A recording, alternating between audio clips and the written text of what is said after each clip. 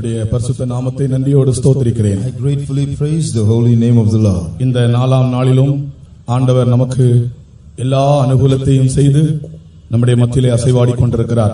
This fourth day also the Lord has brought everything into our favor and is moving in our midst. சுவிசேஷத்தை கேட்க ஆண்டவர் நமக்கு செய்த எல்லா அனுகூலங்களுக்காக நம்முடைய கரங்களை உயர்த்தி ஆண்டவரை ஸ்தோத்திரிப்போம். All that God has done for us so that we might hear this gospel, let's raise our hands and gratefully praise God. Hallelujah, hallelujah, hallelujah. ஸ்தோத்திரம், ஸ்தோத்திரம், ஸ்தோத்திரம், ஸ்தோத்திரம், ஸ்தோத்திரம், ஸ்தோத்திரம், ஸ்தோத்திரம், ஸ்தோத்திரம், ஸ்தோத்திரம், ஸ்தோத்திரம், ஸ்தோத்திரம், ஸ்தோத்திரம், ஸ்தோத்திரம். பூமியிலே அக்கினியிட வந்தேன் என்று இயேசு கூறினார்.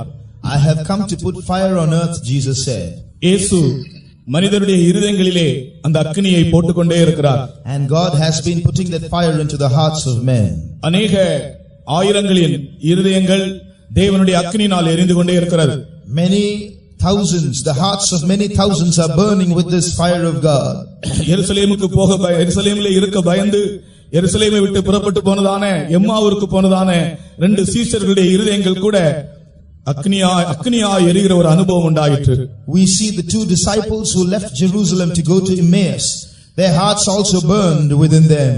பெந்தேகோஸ்தே நாளில் காத்திருந்தவர்களுடைய இருதயங்கள் அன்றைக்கு ஊற்றப்பட்டதான பரிசுத்த ஆவியினுடைய கனல், தேவ கனல் அவர்களுடைய இருதய கனலாய் மாறியது. We see that the fire of God that was poured out on the day of Pentecost became their heart's fire. இன்றைக்கு தேவ சமூகத்தில் வந்திருக்கிறதான நம் ஒவ்வொருவருடைய இருதயங்களிலும் அந்த தேவ கனல் இன்றைக்கு பற்றி எரிய வேண்டும். That godly fire should burn in the hearts of each one of us who is here today. நாம் இப்பொழுது பாடினது போல நான் உங்கள் மத்தியிலே அக்கினியிட வந்தேன். As we sang, I have come to put fire in your midst. அந்த அக்கினி எங்கள் மத்தியிலே ஊற்றப்படட்டும் என்று நாம் பாடினோமே. We just sang, Lord, let that fire burn and be poured out in our midst. நம்முடைய இருதயங்களில் தேவனுடைய அக்கினியை கர்த்தர் ஊற்றும்படியாய் நாம் திரும்பவும் ஸ்தோத்திரம் பண்ணுவோம். That the Lord might pour out that fire in our midst. Let's all praise God again. Praise the Lord. Hallelujah, hallelujah, hallelujah, hallelujah, hallelujah, hallelujah, hallelujah. Praise you, Jesus. நாம் ஒரு நோக்கத்தோடு ஆண்டவருடைய சமூகத்தில் இருக்கிறோம். We are in God's presence with a purpose. இந்த நோக்கம் நம்மளே நிச்சயமாய் அவர் நிறைவேற்றுவார். God will surely fulfill that purpose in our life. பரிசுத்த ஆவியானவருடைய பரிசுத்தமாகுதலுக்காக நாம் அவருடைய கையில் நம்மை முற்றுமாய் சமர்ப்பிக்கும் போது அவர் நம்மை எளிதில் விடமாட்டார், ஏமாற்றி விடவும் மாட்டார். When we surrender ourselves wholly to the Holy Spirit that He might sanctify us, He will not forsake us easily and He will not disappoint us too. பரிசுத்தமாக்கப்படுவதற்காக ஒப்புக் கொடுக்கப்பட்ட ஒரு மனிதனை அவர் எளிதிலே விடமாட்டார், அவனை ஏமாற்றி விடவும் மாட்டார். A man who surrendered to the Holy Spirit will not be forsaken easily. He will not be disappointed either.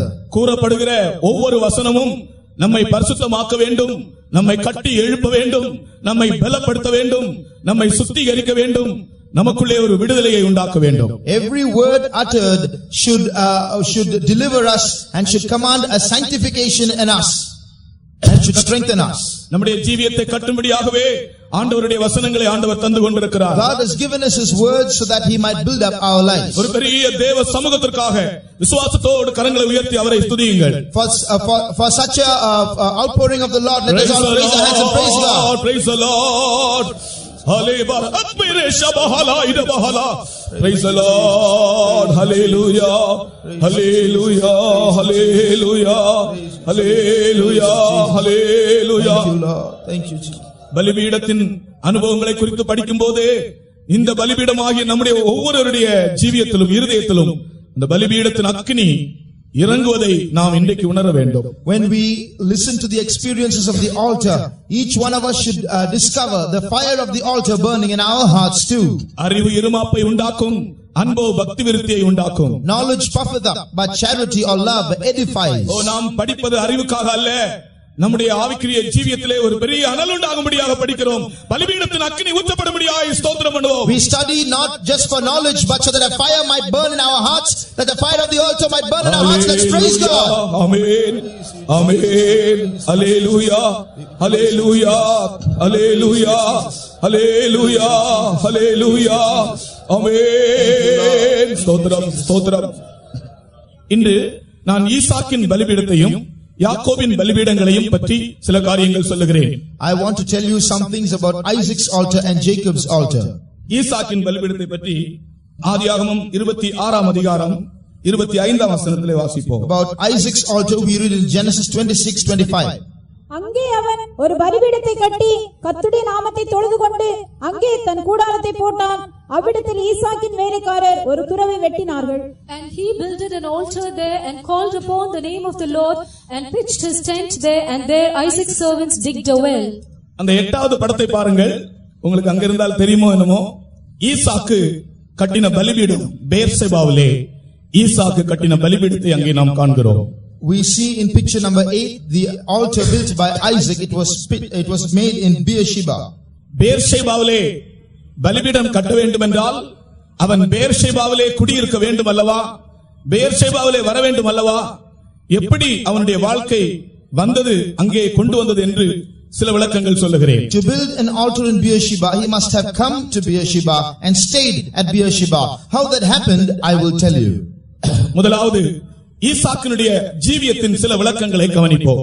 Let us first of all consider some things about Isaac's life. ஈசாக்கை பற்றி படிக்கும்போது, when we study Isaac's life, முதலாவது இவன் பிறக்கு முன்னே பெயரிடப்பட்டவர்களில் ஒருவன். First of all, he was a man given a name before he was born. வேத புஸ்தகத்தில் 8 பேருக்கு பிறக்கு முன்னதாகவே பெயரிடப்பட்டது. 8 people were given names before they were born in the Bible. முதலாவது பிறக்கு முன்னே பெயரிடப்பட்டவன் இஸ்மவேல். First of all, Ishmael was given his name before he was born. இரண்டாவது ஈசாக்கு. Secondly, Isaac. மூன்றாவது Solomon. Thirdly, Solomon. நான்காவது யோசியா. 4, Josiah. ஐந்தாவது கோரேஸ். 5, Cyrus. ஆறாவது மகேர் ஷலால் ஹஸ்பாஸ். 6, Maher Shalal Hashbaz. ஏழாவது யோவான் ஸ்நானன். 7, John the Baptist. எட்டாவது இயேசு கிறிஸ்து. 8, Jesus Christ. நான் திரும்பவும் சொல்லுகிறேன். I will repeat them. பிறக்கு முன்னே பெயரிடப்பட்ட 8 பேர். 8 people who have given names before they were born. முதலாவது பிறக்கு முன்னே பெயரிடப்பட்டவன் இஸ்மவேல். First Ishmael. இரண்டாவது ஈசாக்கு. Secondly, Isaac. மூன்றாவது சாலமோன். Thirdly, Solomon. நான்காவது யோசியா ராஜா. 4, King Josiah. ஐந்தாவது கோரேஸ் ராஜா. 5, King Cyrus. ஆறாவது மகேர் ஷலால் ஹஸ்பாஸ். 6, Maher Shalal Hashbaz. ஏழாவது யோவான் ஸ்நானன். எட்டாவது இயேசு கிறிஸ்து. 7, John the Baptist. 8, Jesus Christ.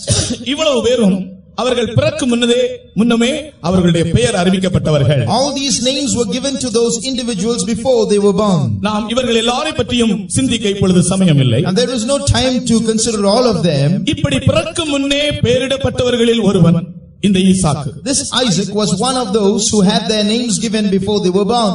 அப்படி என்றால் இவனை பற்றிய தேவ நோக்கம் எத்தகைய மேன்மையானது என்பதை அங்கிருந்தே நாம் விளங்கிக் கொள்கிறோம். From which itself we can understand what great a purpose God had concerning him. ஒரு மனிதன் ஜீவனுள்ள தேவனுக்கு ஒரு பலிபீடத்தை கட்ட வேண்டும் என்றால், அல்லது அவன் ஜீவியமே பலிபீடமாக வேண்டும் என்றால், முதலாக அவனுக்கு தன்னை பற்றி தேவனுக்கு இருக்கிறதான அந்த உத்தேசத்தை அவன் சரிவர திட்டவட்டமாக தெள்ள தெளிவாக விளங்கிக் கொள்கிறவனாக இருக்க வேண்டும். Before a man can make an altar to God, before a man can become an altar for God, he must understand very clearly the purpose of God or the calling of God concerning him. உன் ஜீவியத்தை பற்றி ஆண்டவருக்கு இருக்கிற நோக்கம் என்ன என்பதை நீ சரிவர விளங்கிக் கொள்ளாவிட்டால் உன் ஜீவியம் பலிபீடமாகாது, அங்கே அக்னியும் வராது. If you do not have a sound and healthy understanding about God's purpose concerning you, then the fire will not come on the altar. நேற்று நான் உங்களுக்கு சொன்னேன், ஆண்டவருக்கு படித்தவன் என்றோ பாமரன் என்றோ அல்ல, அரசன் என்றோ ஆண்டி என்றோ அல்ல, எந்த மனிதனை குறித்தும் தேவனுக்கு ஒரு வித்தியாசம் இல்லை. எல்லாரையும் அவர் தன்னுடைய பிள்ளைகளாகவே காண்கிறார். I told you yesterday, God does not show partiality between educated and illiterate, between prince and pauper.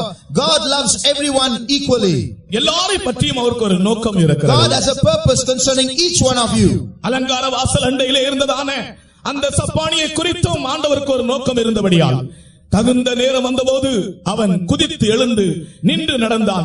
நின்று குதித்து தேவனை துதித்து ஆலயத்திற்குள் பிரவேசித்தான். God had a purpose concerning that lame man who was by the gate called Beautiful, and that is why when the appropriate time came, he stood up and he was dancing and leaping and praising God and went into the temple. இந்த வசனத்தை கேட்கும்படி வந்திருக்கிற அருமையான தேவனுடைய பிள்ளையே, உன்னை பற்றி ஆண்டவருக்கு ஒரு பெரிய நோக்கம் இருக்கிறது. இதை நீ விளங்கிக் கொண்டு அதற்காக உன்னை ஒப்படைப்பாயா? Child of God who has come here to listen to these words, God has a great purpose concerning you. You must surrender to that purpose. இரண்டாவது, Secondly, இந்த ஈசாக்கை பற்றி நாம் சொல்லும்போது when we speak about Isaac, கர்த்தர் சொல்லுகிறார், நான் ஆபிரகாமின் தேவனும் ஈசாக்கின் தேவனும் என்று சொல்லுகிறார். God says, I am the God of Abraham and of Isaac. நான் ஈசாக்கின் தேவன் என்று சொல்ல தேவன் வெட்கப்படவில்லை. God was not ashamed to say, I am the God of Isaac. ஆபிரகாமின் தேவன் என்று சொல்ல வெட்கப்படாத தேவன் ஈசாக்கின் தேவன் என்று சொல்லவும் வெட்கப்படவில்லை. God who was not ashamed to say, I am the God of Abraham, was not ashamed to say, I am the God of Isaac. புதிய ஏற்பாட்டிலே ஆவியானவர் இதை எடுத்தெழுதுகிறார், தேவன் அவர்களுடைய தேவன் என்னப்பட வெட்கப்படவில்லை. And the Holy Spirit quotes this in the New Testament by saying, God is not ashamed to be called their God. அந்த ஈசாக்கினுடைய இடத்திலே உன்னுடைய பெயரை வைத்து நீ பார், உன்னுடைய பெயரை சொல்லி தேவன் இவனுடைய தேவன் என்று சொல்ல வெட்கப்படுவாரா அல்லது வெட்கப்பட மாட்டாரா? Now you put your name in Isaac's place and say, if God says, I am the God of so and so, will he be ashamed or not?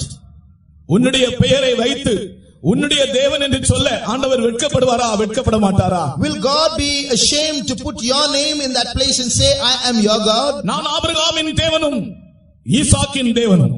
I am the God of Abraham and of Isaac. யாத்திராகமம் 3ஆம் அதிகாரம் 6ஆம் வசனத்திலே நாம் வாசிக்கிறோம். You read that in Exodus 3:6. எபிரேயரிலே சொல்லப்பட்டிருக்கிறது, தேவன் அவர்களுடைய தேவன் என்று சொல்ல வெட்கப்படவில்லை. In the Hebrews it is written, God was not ashamed to be called their God. எபிரேயர் 11:16. எபிரேயர் 11:16. 11:14 of Hebrews.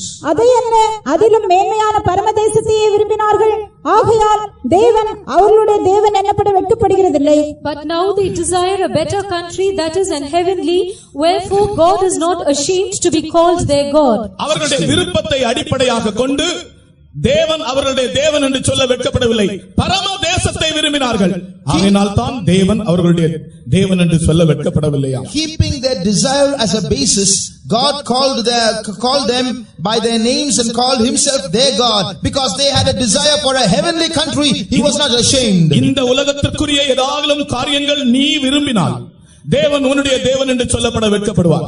If you desire anything in this world, God will be ashamed to call himself your God. அதை அல்ல, அதை பார்க்கலும் மேன்மையான ஒரு பரமதேசத்தை விரும்பினார்கள். They did not desire that. They desired something better, a heavenly country. ஆகையால் தேவன் அவர்களுடைய தேவன் என்று சொல்ல வெட்கப்படவில்லை. Therefore God was not ashamed to be called their God. கர்த்தருக்கு ஸ்தோத்திரம். Praise the Lord.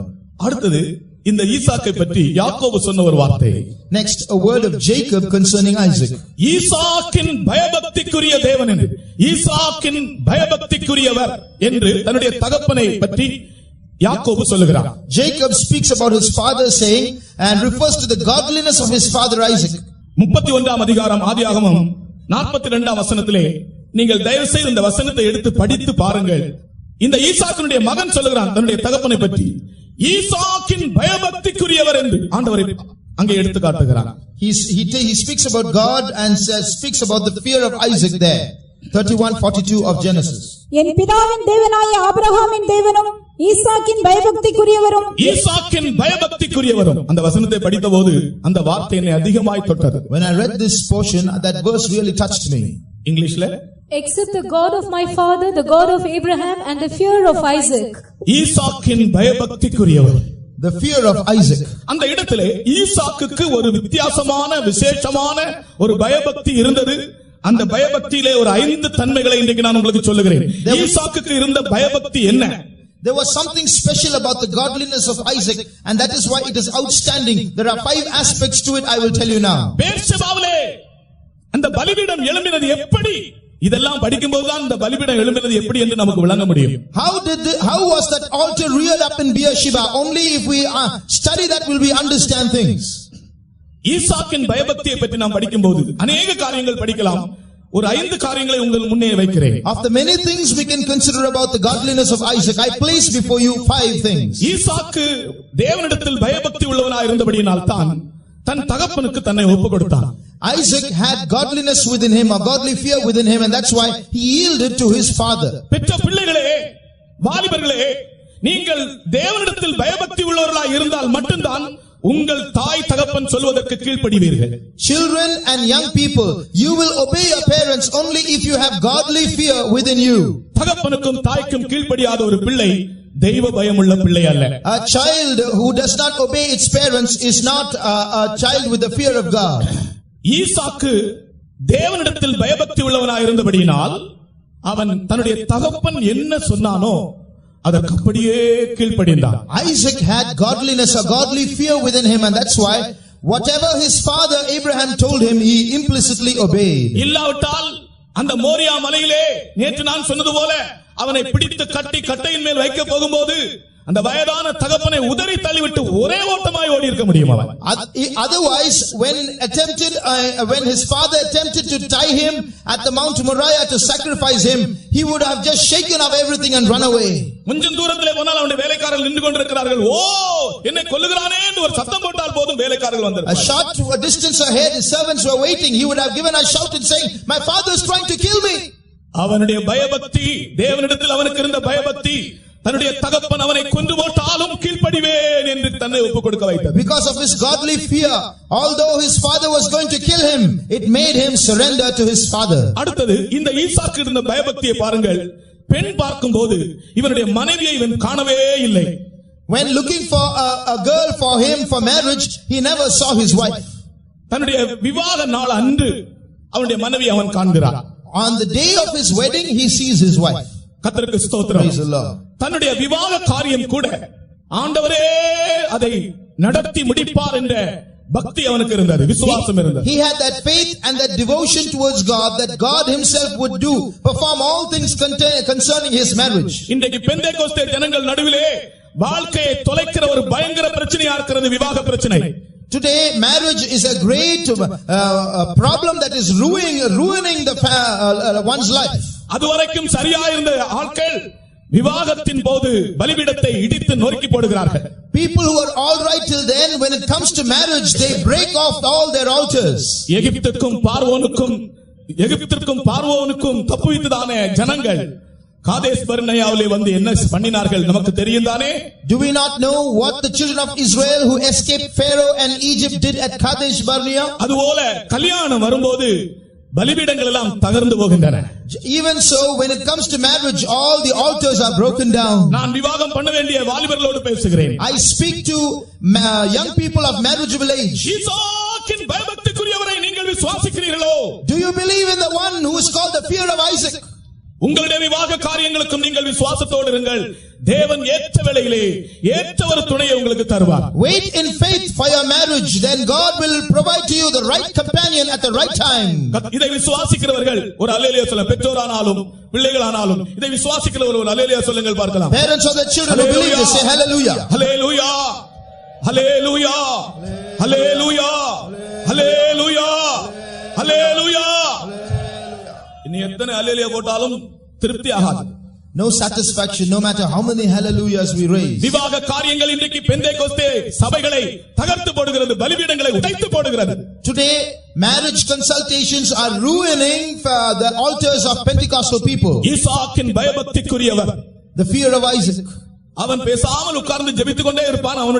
அவனுக்கு அவசியமான அருமையான ஒரு மனைவியை ஆண்டவர் அவனுக்கு கொண்டு போய் அவன் முன்னே நிறுத்துவார். He just sits down quietly and prays. God brings him the right person for his marriage and presents her before him. அடுத்தது இவனுடைய பயபக்தியினுடைய இன்னொரு பகுதியை நான் சொல்லுகிறேன். I'll tell you another aspect of his godly fear. பழைய ஏற்பாட்டின் காலத்திலே இவன் ஒரே ஒரு மனைவி இவனுக்கு ஒரு மறுமனை ஆட்டிகள் கிடையாது, வேறு மனைவிகளும் கிடையாது. In the Old Testament, he had only one wife. He had no other wives or concubines. ஈசாக்குக்கு ஒரே ஒரு மனைவி. Isaac had just one wife. மனிதனை தேவன் சிருஷ்டித்து அவனுக்கு ஏற்ற துணையை உண்டாக்கும்போது ஒரே ஒரு மனைவிதான் தேவனுடைய மனதில் இருந்தது. When God made man and made a helpmeet for him, in God's mind was just one wife. ஆனால் இந்த ஈசாக்கின் பயபக்திக்குரியவர், இந்த ஈசாக்கின் பயபக்தி என்பது ரெபெக்காள் தான் வேற அவனுக்கு மனைவியோ மறுமனையாட்டிகளோ இல்லை அருமையானவர்களே. So another aspect of the godly fear in Isaac was Rebekah. There was no other wife or concubine. பழைய ஏற்பாட்டின் காலத்திலும் கூட இவன் இப்படிப்பட்ட ஒரு வெளிப்படுத்தலோடு வாழ்ந்திருக்கிறான். In the Old Testament itself, he lived with such a revelation.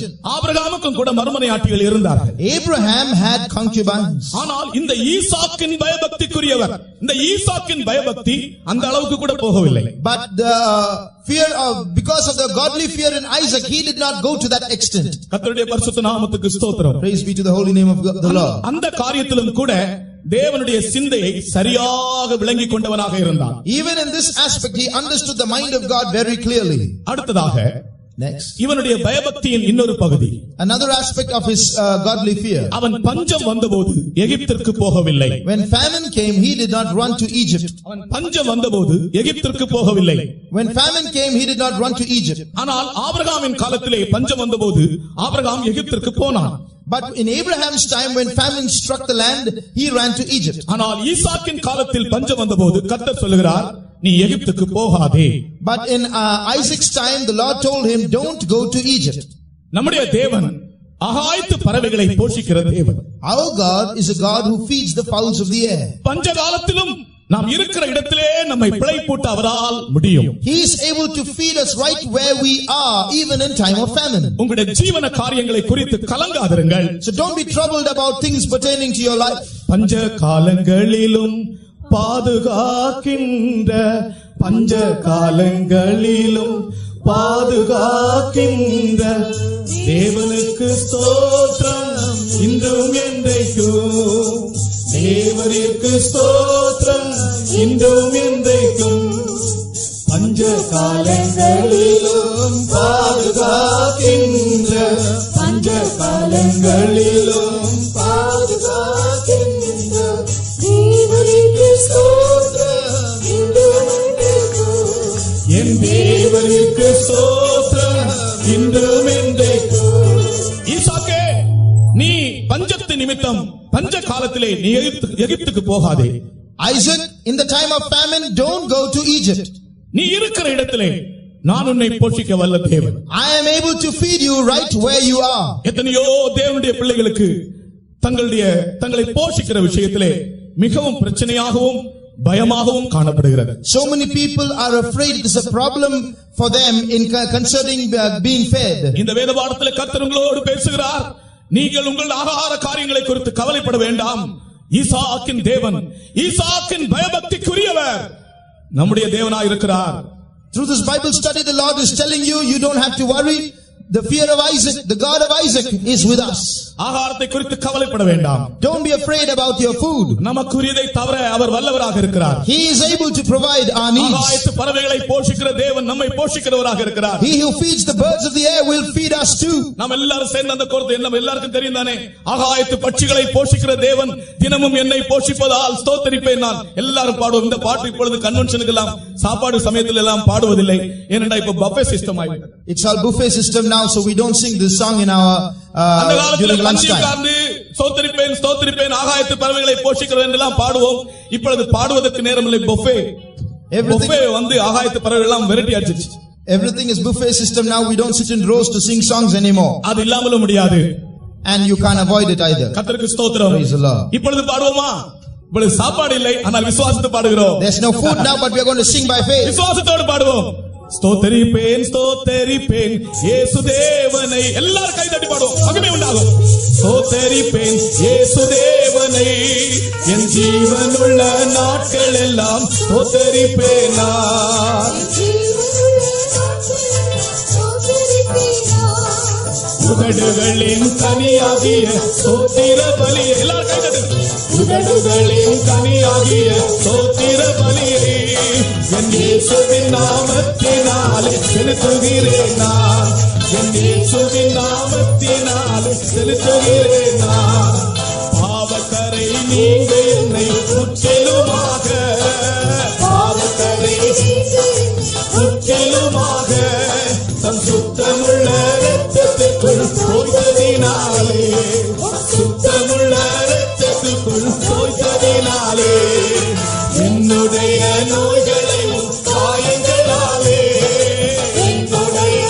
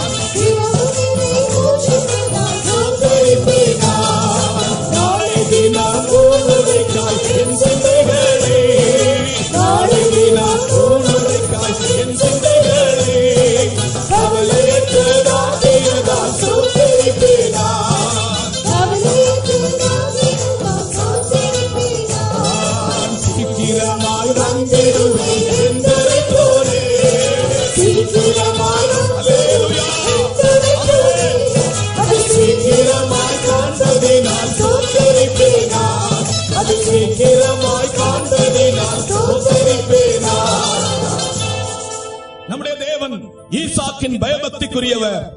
Our God is the fear of Isaac.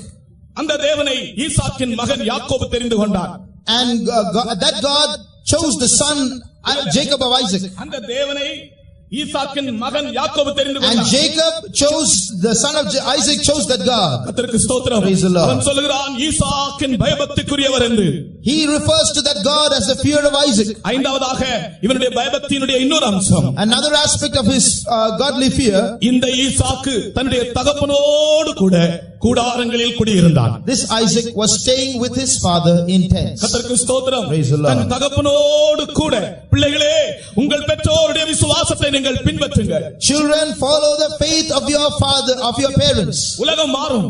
The world will change. காலம் மாறும். Times will change. ஆனால் உங்களுடைய விசுவாசம் மாறக்கூடாது. But your faith should not change. பூர்வ பிதாக்களின் விசுவாசத்தை பின்பற்றுங்கள். Follow the faith of your forefathers. ஆபிரகாமோடு கூட இந்த ஈசாக்கு கூடாரங்களில் குடியிருந்தான். With Abraham, Isaac was abiding in tents. கர்த்தருக்கு ஸ்தோத்திரம். Praise the Lord. ஆபிரகாமை பற்றி சொல்லப்பட்டிருக்கிறது. About Abraham it is said, ஈசாக்கோடும் யாக்கோபோடும் கூட அவன் கூடாரங்களில் குடியிருந்தான். he abode in tents with Isaac and Jacob. பெற்றோரே, உங்கள் பிள்ளைகளுக்கு விசுவாச ஜீவியத்தை சொல்லிக் கொடுங்கள். Parents, teach your children faith life. காலம் மாறும். Times will change. ஆனால் உங்களுடைய பிள்ளைகளுக்கு விசுவாச ஜீவியத்தை நீங்கள் மாற்றி விடாதீர்கள். But don't change the faith life of your children. பிள்ளைகளே, உங்கள் பெற்றோரோடு கூட கூடாரங்களில் குடியிருங்கள். Children, abide in tents with your parents. இதுதான் இஸ்ரவேல் ஈசாக்கின் பயபக்தி. This is the fear of Isaac. தேவனை குறித்துள்ள ஒரு பயபக்தி இருந்தபடியினால் தகப்பனோடு சேர்ந்தவன் கூடாரத்தில் குடியிருந்தான். He had a fear concerning his God, and therefore he abode in tents with his father. ஆபிரகாமோடு கூட வந்த லோத்துக்கு இந்த பயபக்தி இல்லை. Lot, who proceeded with Abraham, did not have this godly fear. கர்த்தருக்கு ஸ்தோத்திரம். Praise the Lord. ஆகையால் அவன் போய் ஒரு வீடு கட்டினான். So he went and built a house. தேவதூதன் அவனை சந்திக்க வந்தபோது அவன் எங்கே உட்கார்ந்திருந்தான் தெரியுமா? You know where he was sitting when the angel of the Lord came to visit him? அவன் வாசல், அந்த நகர வாசலிலே உட்கார்ந்திருந்தான். He was sitting at the gate of Sodom. பட்டணத்து வாசலிலே உட்கார்ந்திருந்தான். He was sitting at the gate of the city. அந்த நாட்களிலே பட்டணத்து வாசலிலே உட்கார்கிறது யார் தெரியுமா? You know who used to sit at the gate of the city those days? பிரபுக்களும், Princes, ஜனத்தின் தலைவர்களும், the leaders of the people, ஜனங்களை நியாயம் தீர்க்கக்கூடியவர்களும், the judges. அப்படிதான் இந்த காலத்துல பஞ்சாயத்து பிரசிடென்ட், எம்எல்ஏ அப்படி வைத்துக் கொள்வோம். Like the leaders today of the local bodies, panchayat heads and MLAs and so on. இந்த தேவபக்தி, தேவன் மேலே லோத்துக்கு இந்த பக்தி இல்லாதபடினால் அவன் ஒரு தலைவனாய் காணப்பட்டான். அந்த பட்டணத்து வாசல்லே உட்கார விரும்பினான். Lot became the leader of that city because he had no godly fear in him. ஆனால் ஆபிரகாமுடைய கூடாரத்துக்கு தேவன் அவனை சந்திக்க வந்தபோது அவன் பட்டணத்து வாசலில் அல்ல, தன்னுடைய கூடார வாசலிலே காணப்பட்டான். But when God came to visit Abraham, he was not seen at the gate of the city, he was seen at the gate of his tent. கர்த்தருக்கு ஸ்தோத்திரம். Praise the Lord. ஆபிரகாமோடு கூட ஈசாக்கு கூடாரங்களில் குடியிருந்தான். Isaac dwelt with Abraham in tents. அது அவனுடைய பயபக்தி. That is his godly fear. இது ஈசாக்கு இந்த பலிபீடத்தை கட்டுவதற்கு அவனுக்குள் காணப்பட்ட சில அனுபவங்கள். These are some of the experience that he had in him to build that altar. அடுத்ததாக Next, ஈசாக்கு கட்டின பலிபீடத்தை பற்றி படிக்கும்போது, when we consider the altar built by Isaac, அவனுடைய பலிபீடம் பெயர்ஷேபாவிலே கட்டப்பட்டது. his altar was built at Beersheba. யாத்ராகமம் 26ஆம் அதிகாரம் 25ஆம் வசனத்திலே நாம் வாசித்தோம். We read that in 26:25. திரும்ப அதை வாசிங்க. அன்று ராத்திரியிலே கர்த்தர் அவனுக்கு தரிசனமாகி, நான் உன் தகப்பனாகிய ஆபிரகாமுடைய தேவன், பயப்படாதே, நான் உன்னோடே கூட இருந்தேன். அங்கே அவன் ஒரு பலிபீடத்தை கட்டி கர்த்தருடைய நாமத்தை தொழுது கொண்டு அங்கே தன் கூடாரத்தை போட்டான். அவ்விடத்தில் ஈசாக்கின் வேலைக்காரர் ஒரு துறவை வெட்டினார். ஒரு பலிபீடத்தை கட்டினான். He built an altar, ஒரு கூடாரத்தை போட்டான், pitched his tent there, ஒரு துறவை வெட்டினான், and dug a well. தேவனுக்கு ஒரு பலிபீடம், an altar for God, தனக்கு ஒரு கூடாரம், a tent for himself, அநேகருக்கு ஒரு துறவு, a well for many. கர்த்தருக்கு ஸ்தோத்திரம். நான் திரும்பவும் சொல்கிறேன். I say it again. பெயர்ஷெபாவிலே தேவனுக்கு ஒரு பலிபீடம், an altar for God at Beersheba, தனக்கு ஒரு கூடாரம், a tent for himself, அநேகருக்கு ஒரு துறவு, a well for many.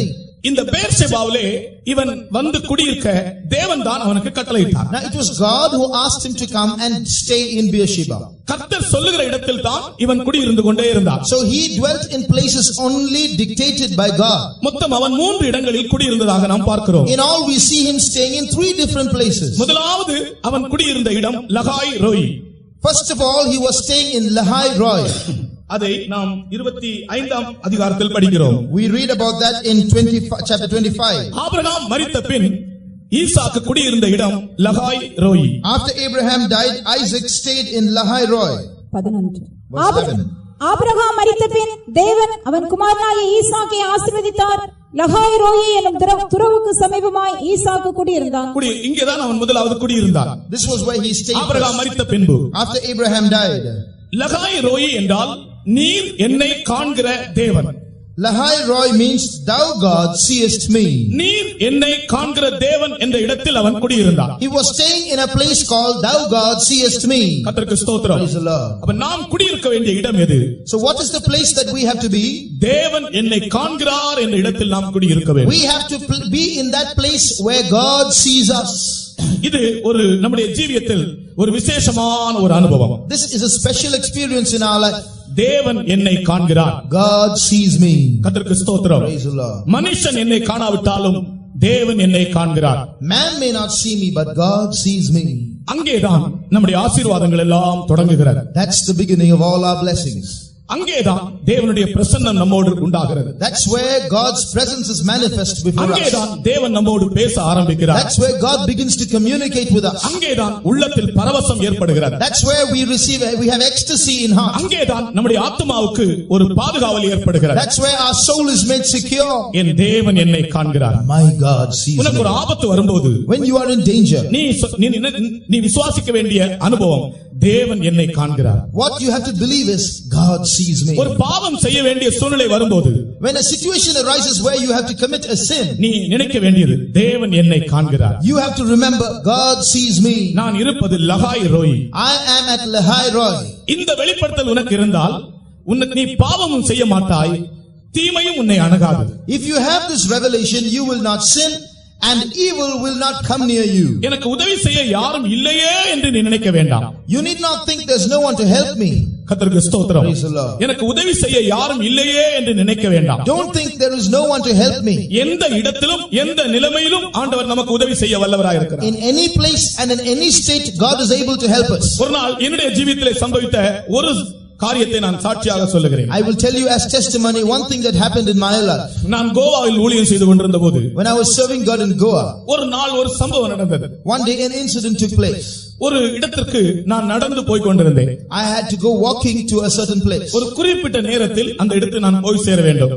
I had to reach there within a stipulated time. ஆனால் நான் சொல்லி இருந்த சமயத்துக்கு நான் போய் சேரவே முடியாது. எனக்கு வண்டியும் இல்லை, அந்த இடத்திலே ஒரு வண்டி உதவியும் இல்லை. There was no conveyance or no mode of transport available in that area, so I could not reach that place in time. நான் தனிமையாகி விட்டேன். I was stranded. கொஞ்ச தூரம் நடந்து போய் கொண்டிருந்த போது I walked a certain distance. ஸ்தோத்திரம் ஸ்தோத்திரம் என்று சொல்லிக்கொண்டே நடந்து கொண்டிருந்தேன். I just kept praising God. I said praise the Lord and kept walking. திடீரென்று அந்த கோவாவிலே இந்த ஹையர் மோட்டார் பைக் வாடகைக்கு மோட்டார் பைக் இருக்கிறது. In Goa there are motorcycles for hire. ஒரு மோட்டார் சைக்கிள் என் பக்கத்திலே வந்து நின்றது. One motorcycle came and stood by my side. பயங்கரமான ஸ்பீட்ல ஒரு மோட்டார் பைக் வந்து நின்றது. It was a very fast moving motorbike. It stopped by me. ஏறுங்கள் என்று சொன்னான். You can climb up. எனக்கு அவனை தெரியாது. I did not know him. இல்ல ஏறுங்கள் என்று சொன்னான். He said no, you sit on. நான் ஏறி உட்கார்ந்தேன். I sat at the back. அவன் நான் எங்கே போக வேண்டும் என்று சொல்லவே இல்லை. I didn't tell him where I wanted to go. அவன் ஸ்டார்ட் பண்ணி அதிக வேகத்தோடு போனான். He started and went as fast as he could. நான் யாருடைய வீட்டுக்கு போக வேண்டுமோ அவனுடைய வீட்டு பக்கத்துல கொண்டு நிறுத்தினான். He went and stopped by the very house where I wanted to go. இறங்குங்கள் என்று சொன்னான். He said get down. அவன் காசு வாங்கவில்லை, ஒன்று வாங்கவில்லை. அவன் திரும்பி போய்விட்டான். He did not take any money or anything. He just went back. எனக்கு இது ஆச்சரியமாகவே இருந்தது. I was so surprised. அந்த நம்பரை எழுதி எடுக்க வேண்டும் என்று நினைத்தேன். ஆனால் அதை எழுதி எடுக்க என்னால் முடியவில்லை. I wanted to write down the number but I could not. பிரியமானவர்களே, தேவன் நம்மை காண்கிறார். எந்த சமயத்திலும் எந்த இடத்திலும் எந்த விதத்திலும் நமக்கு உதவி செய்ய அவர் வல்லவராக இருக்கிறார். At any time, in any place, in any state, God sees us. He is able to help us. இந்த விசுவாசம் நமக்கு இருந்தால் நாம் அதைரியப்பட்டு சோர்ந்து போக மாட்டோம். If we have this faith, we will not be discouraged or faint-hearted. மனிதர்கள் யாரும் நம்மை காணாவிட்டாலும், மனிதர்கள் யாரும் நம்மை விளங்கிக் கொள்ளாவிட்டாலும், நீர் என்னை காண்கிற தேவன் லகாய் Roi. Man may not see me, man may not understand me, but you God see me. Lahai Roi. எல்லாரும் சொல்லுங்க லகாய் Roi. All say Lahai Roi. அது எந்த பாஷை? எபிரேய பாஷையா இருக்கும் என்று நினைக்கிறேன். லகாய் ரோயி. கர்த்தருக்கு ஸ்தோத்திரம். Praise the Lord. நீர் என்னை காண்கிற தேவன். Thou God seest me. கர்த்தர் நமக்கு உதவி செய்ய வல்லவராக இருக்கிறார். The Lord is able to help us. அவர் நம்மை பார்த்தால் நாம் ஒருபோதும் பாவமும் செய்ய மாட்டோம். And if he sees us, if we are conscious of it, we will never sin. கர்த்தருடைய பரிசுத்த நாமத்திற்கு ஸ்தோத்திரம். Praise be to the holy name of the Lord. இங்கேதான் ஈசாக்கு முதலாவது குடியிருந்தார். This was where Isaac stayed first. அங்கிருந்து தேவன் அவனை வேறொரு இடத்துக்கு போக சொன்னார். From there God asked him to go to another place. அதுதான் கேரார் என்ற இடம். That is Gerar. இந்த லகாய்ரோய் என்ற இடத்திலிருந்து தேவன் அவனை கேராருக்கு போக சொன்னார். From Lahai-roi God asked him to go to Gerar. 26:6 26:6. Isaac கேராரிலே குடியிருந்தான். Isaac கேராரிலே குடியிருந்தான். Isaac dwelt in Gerar. கர்த்தருக்கு ஸ்தோத்திரம். Praise the Lord. இது ஈசாக்கு குடியிருந்த இரண்டாவது இடம். This is Isaac's second dwelling place.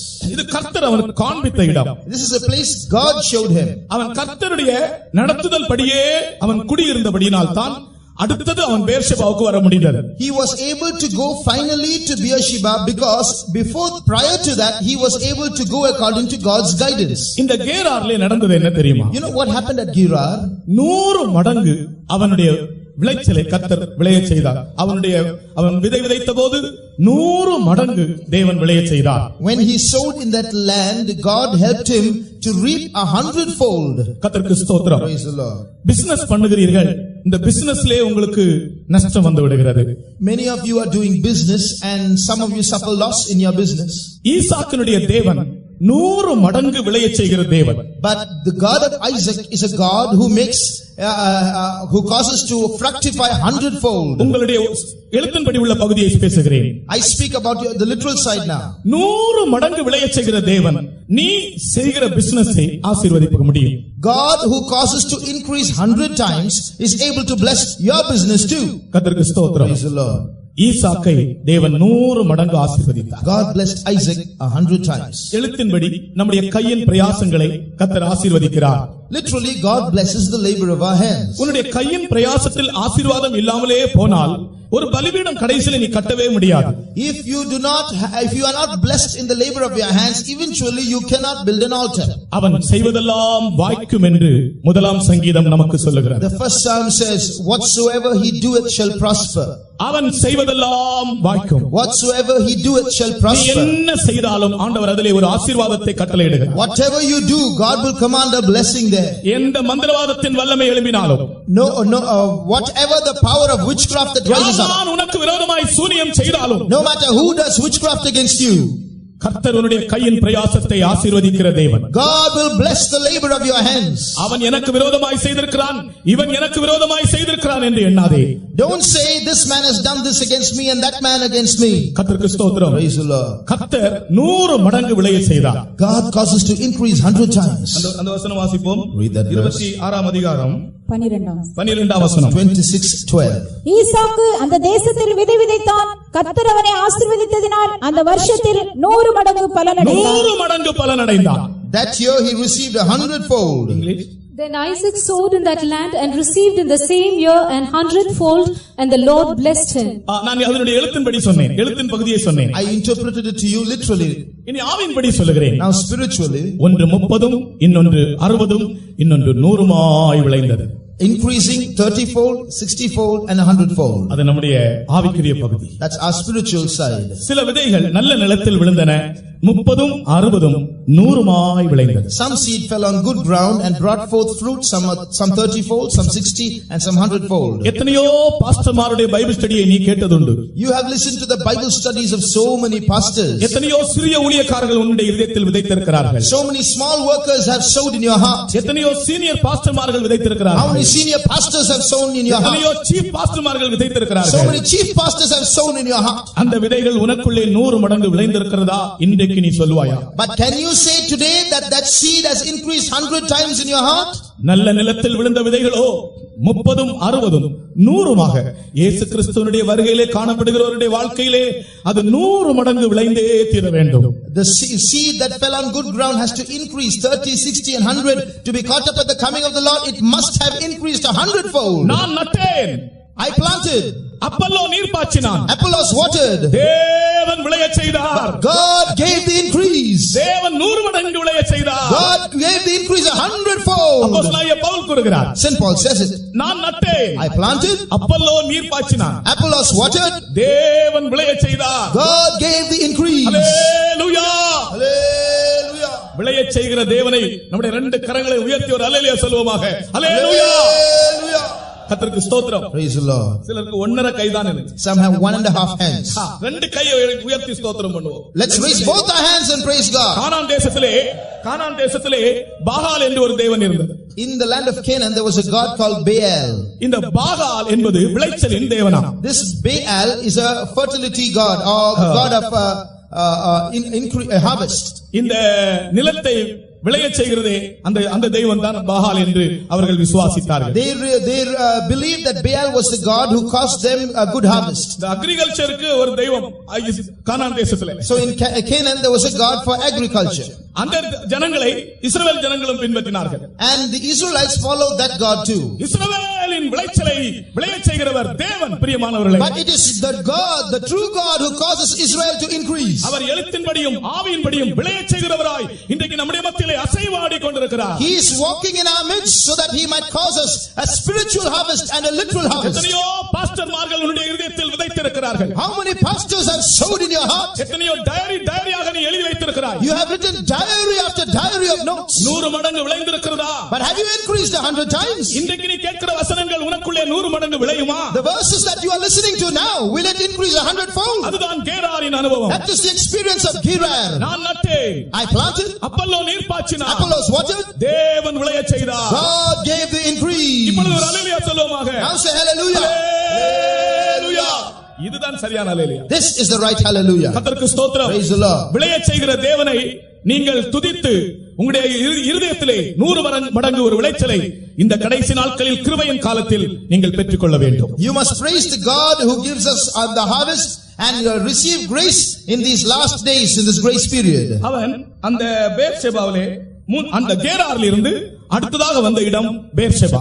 From Gerar, thirdly he came to Beersheba. அங்கேதான் அவன் பலிபீடத்தை கட்டுகிறான். There he built an altar. முதலாவது அவன் செய்தது ஆண்டவருக்கு பலிபீடம் கட்டினான். So the first thing he did was to build an altar to God. முதலாவது தேவனுடைய ராஜ்யத்தையும் அவருடைய நீதியையும் தேடுங்கள். Seek ye first the kingdom of God and his righteousness. பாருங்கள், நாம இருந்தால் ஒரு இடத்திலே வந்த உடனே முதலாவது நமக்கு ஒரு வீடு தான் தேடுவோம். ஆனால் இந்த ஈசாக்கு அந்த பேர்ஷெபாவிலே வந்த உடனே முதலாவது செய்தது ஆண்டவருக்கு ஒரு பலிபீடம். இரண்டாவது தான் தனக்கு ஒரு வீடு, தனக்கு ஒரு கூடாரம் போட்டான். If we were in Isaac's place, the moment we go to a place we would first of all build a house, but he built an altar first and then made a tent for himself. இப்ப முதலாவது நாம் ஒரு இடத்திலிருந்து இன்னொரு இடத்துக்கு மாறி போனால் அங்கே முதலாவது நம்முடைய வீடு தான் நாம் பார்ப்போம். When we shift from one place to another, the first thing we look for is a house. சொந்த வீடா இருந்தாலும் வாடகை வீடா இருந்தாலும் வீடு தான் முதலாவது கவனிப்போம். Be it an own house or a rented house, it's a house. That's what we look for. ஆனால் ஈசாக்கு பேர்ஷெபாவிலே போன உடனே முதல் செய்த காரியம் ஆண்டவருக்கு பலிபீடம். But as soon as Isaac went to Beersheba, the first thing is he built an altar for God. அதற்கு பிறகுதான் அவன் ஒரு கூடாரத்தை போட்டான். The tent came next. முதலாவது தேவனுக்கு அடுத்தவைகளை செய்யுங்கள். First seek after that which is God's. முதலாவது கர்த்தருடைய காரியங்களுக்கு முதலிடம் கொடுங்கள். Give first room to God's things. அப்பொழுது மற்ற காரியங்கள் எல்லாம் ஆசீர்வாதமாய் நடக்கும். All the other things will take place in a blessed manner. ஆண்டவருக்கு கொடுக்க வேண்டிய இடத்தை முதலாவது பூமிக்குரிய உங்களுக்குரிய காரியங்களுக்காக நீங்கள் செலவழிக்க வேண்டாம். So you give God the first place, the due place in life. Don't give first place to all the worldly things. என்னை கனம் பண்ணுகிறவனை நான் கனம் பண்ணுவேன். Them that honor me will I honor. ஒரு புதிய சகோதரி ஞானஸ்நானம் பெறும்படி சிஎஸ்ஐ சபையை சேர்ந்த லுத்தரன் சபையை சேர்ந்த ஒரு சகோதரி ஞானஸ்நானம் பெறும்படி வந்தார்கள். A sister who belonged to the Lutheran church came to take water baptism. அப்பொழுது அவர்களுடைய வீட்டாரெல்லாம் விரோதிகளாய் இருந்தார்கள். All her relatives rose up against her. தன்னுடைய புருஷனை தெரியாமல் ஞானஸ்நானம் பெறும்படி வந்தார்கள். She came to take water baptism without her husband's knowledge. இன்னைக்கு ஞானஸ்நானம் கொடுக்க போகிறேன், நான் தான் ஞானஸ்நானம் கொடுக்க போகிறேன். I am supposed to baptize her. அப்பொழுது எனக்கு ஒரு பக்கத்திலே ஒரு சிறிய ஒரு பயம் இருந்தது. I had a little bit of fear. I was apprehensive about the situation. புருஷனை தெரியாமல் ஞானஸ்நானம் கொடுத்து விட்டால் அவர் வந்து பிரச்சனை பண்ணுவாரா? Will he cause trouble if I give her water baptism without his knowledge? இந்த சகோதரியை கொஞ்சம் தூரத்தில் அழைத்து கொண்டு போய் கேட்டேன், உங்களுடைய புருஷன் அறிந்தால் பிரச்சனை கொடுப்பாரா, தொந்தரவு வருமா என்று கேட்டேன். So I took her aside and asked her, if your husband comes to know about it, will it create problems? அந்த சகோதரி சொன்ன வார்த்தை என்ன தெரியுமா? You know what the sister replied? என்னை கனம் பண்ணுகிறவனை நான் கனம் பண்ணுவேன் என்று ஆண்டவர் சொன்னாரே என்று சொன்னார்கள். She said, did not the Lord say, them that honor me will I honor? அந்த சகோதரியுடைய விசுவாசத்தை பார்த்து அவர்களுக்கு ஞானஸ்நானம் கொடுத்தேன். So marveling at the faith of that sister, I gave her water baptism. கொஞ்ச நாட்கள் புருஷனுக்கு தெரியாமல் இருந்தது, பின்பு தெரிய வந்தது. After few days the husband came to know about it. சில நாட்கள் கோபத்தோடு இருந்தார். He was angry for a few days. அதற்கு பிற்பாடு அவரும் வர தொடங்கினார். And then he came to started coming. என்னை கனம் பண்ணுகிறவனை நான் கனம் பண்ணுவேன். Them that honor me will I honor. ஆண்டவருக்கு செய்ய வேண்டியதை முதலாவது செய்யுங்கள். That which is to be done for God, do it first. பெர்ஷெபாவின் பலிபீடம் ஆண்டவருக்காக முதலாவது அவன் செய்த கிரியை. That's the first thing he did, to build an altar at Beersheba for God. நீங்கள் கர்த்தருக்கு செய்ய வேண்டியதை முதலாவது செய்தால், முதலாவது நீங்கள் பலிபீடத்தை கட்டுவீர்கள் என்றால் நிச்சயமாக மற்றெல்லா காரியங்களிலும் ஆண்டவர் உங்களை அதிசயமாய் நடத்துவார். Do that which is God's first, build an altar first, and God will do everything else marvelously. கர்த்தருக்கு ஸ்தோத்திரம். Praise the Lord. இங்கே ஒரு பலிபீடம், here is an altar, அதன் பிறகு ஒரு கூடாரம், and then a tent, அதன் பிறகு ஒரு துறவு, and after that a well. இந்த ஈசாக்கினுடைய வாழ்க்கையிலே ரெண்டு இடங்களில் துறவுகளை தோண்டினான். In Isaac's life he built wells in two places. கேராரில் இருக்கும்போது அவன் துறவுகளை தோண்டினான். When he was in Gerar he built a well, he dug a well. தன்னுடைய தகப்பன் நாட்களில் வெட்டப்பட்ட துறவுகள். It was a well dug in his father's days. இந்த பெர்ஷெபாவிலேயும் ஒரு துறவை வெட்டினான். In Beersheba too he dug a well. இந்த ரெண்டு துறவுகளுடைய அர்த்தத்தையும் நான் உங்களுக்கு இதோடு சேர்த்து சொல்லுகிறேன். I will join with this study the meanings of these two wells. முதலாவது அவன் வெட்டின துறவுகள் இரட்சிப்பின் நீரூற்றுகள். The first well that he dug was the fountain or the spring of salvation. ஏசாயா 26:20. Isaiah 26:20. இரட்சிப்பின் ஊற்றுகளிலிருந்து தண்ணீர் மகிழ்ச்சியோடு மொண்டு கொள்வீர்கள். With joy will you draw out of the well of salvation. பெலிஸ்தியர்கள் தூர்த்துப்பட்ட துறவுகளில் நின்று மகிழ்ச்சியோடு நீங்கள் தண்ணீர் மொண்டு கொள்வீர்கள். பெலிஸ்தியர்கள் தூர்த்துப்பட்ட துறவுகளில் நின்று மகிழ்ச்சியோடு நீங்கள் தண்ணீர் மொண்டு கொள்வீர்கள். You will draw with joy water out of the wells that the Philistines closed up. அதுதான் கேராரிலே நடந்த காரியம். That's what happened at Gerar. அவன் கேராரிலும் துறவுகளை வெட்டினான். He dug wells at Gerar. இனி அடுத்தது இந்த பெர்ஷெபாவிலும் அவன் துறவை வெட்டுகிறான். He also dug a well at Beersheba. பெர்ஷெபாவிலே வெட்டின துறவு எதை காண்பிக்கிறது? What does the well at Beersheba show? விசுவாசிக்கிறவனுடைய உள்ளத்தில் இருந்து ஜீவ தண்ணீர் உள்ள நதிகள் ஓடும். He that believeth on me, out of his belly shall flow rivers of living water. நான் திரும்பவும் சொல்லுகிறேன். I say it again. முதலாவது அவன் துறவுகளை கேராரிலே வெட்டினான். First of all he dug a well at Gerar. ஏசாயா 26:20 சொல்லப்பட்டிருக்கிறது போல, as it is 12:3, as it is said in 12:3. இரட்சிப்பின் ஊற்றுகளில் Isaiah 12:3. நீங்கள் இரட்சிப்பின் ஊற்றுகளிலிருந்து மகிழ்ச்சியோடு தண்ணீர் மொண்டு நீங்கள் கொள்வீர்கள். இரட்சிப்பின் ஊற்றுகளில் நின்று மகிழ்ச்சியோடு தண்ணீர் மொண்டு கொள்வீர்கள். With joy shall you draw water out of the well of salvation. நீ இரண்டாவது பெர்ஷெபாவிலே வெட்டின துறவு. Secondly, the well dug at Beersheba. விசுவாசிக்கிறவனுடைய உள்ளத்தில் இருந்து ஜீவ தண்ணீர் உள்ள நதிகள் ஓடும். Out of the belly of him that believeth rivers of living water shall flow. யோவான் 7:37. John 7:37. வேதவாக்கியம் சொல்லுகிறபடி என்னிடத்தில் விசுவாசமாயிருக்கிறவன் எவனோ அவன் உள்ளத்திலிருந்து ஜீவ தண்ணீர் உள்ள நதிகள் ஓடும் என்றார். கர்த்தருக்கு ஸ்தோத்திரம். Praise the Lord. ஜீவ தண்ணீர் உள்ள நதிகள் ஓடும். Rivers of living water will flow. இது பரிசுத்த ஆவியினால் உண்டாகிற ஒரு அனுபவம். This is an experience caused by the Holy Spirit. பரிசுத்த ஆவியின் அபிஷேகம் உனக்குள்ள இருந்து ஜீவ தண்ணீர் உள்ள நதிகளை பாயச் செய்கிறது. The anointing of the Holy Spirit causes rivers of living water to flow out of you. நான் சொல்லுகிறேன், இந்த ஈசாக்கு அநேகருடைய தாகத்தை தீர்க்கிறவனாக இருந்தான். I tell you, Isaac was a person who quenched the thirst of many. தேவனுக்கு ஒரு பலிபீடம், an altar for God, தனக்கு ஒரு கூடாரம், a tent for himself, அநேகருடைய தாகத்தை தீர்ப்பதற்குரிய துறவு, a well to quench the thirst of many. சகோதரனே, இந்த வசனத்தை கேட்கிற அருமையான தேவனுடைய பிள்ளையே, தேவனுக்கென்று ஒரு பலிபீடம், உனக்கென்று ஒரு கூடாரம், ஆனால் இன்னும் உன்னுடைய ஜீவியமானது அநேகருடைய தாகத்தை தீர்க்கக்கூடிய ஒரு ஜீவியமாக இருக்கிறது. Child of God who's listening to me, you build an altar for God, a tent for yourself, but then you must dig a well to quench the thirst of many. அநேகருடைய தாகத்தை தீர்க்கக்கூடிய நீரூற்று உன்னுடைய இதயத்திலிருந்து புறப்பட செய்கிறார் ஆண்டவர். God causes a spring to come out of you to quench the thirst of many. உன்னுடைய வாழ்க்கை இன்றைக்கு எப்படி இருக்கிறது? What is your life like நீ today? பரிசுத்த ஆவியை பெற்றிருக்கிறாயா? Have you received the Holy Spirit? ஆண்டவரிடத்தில் விசுவாசத்தோடு நீ பரிசுத்த ஆவியை கேட்டுக்கொள்.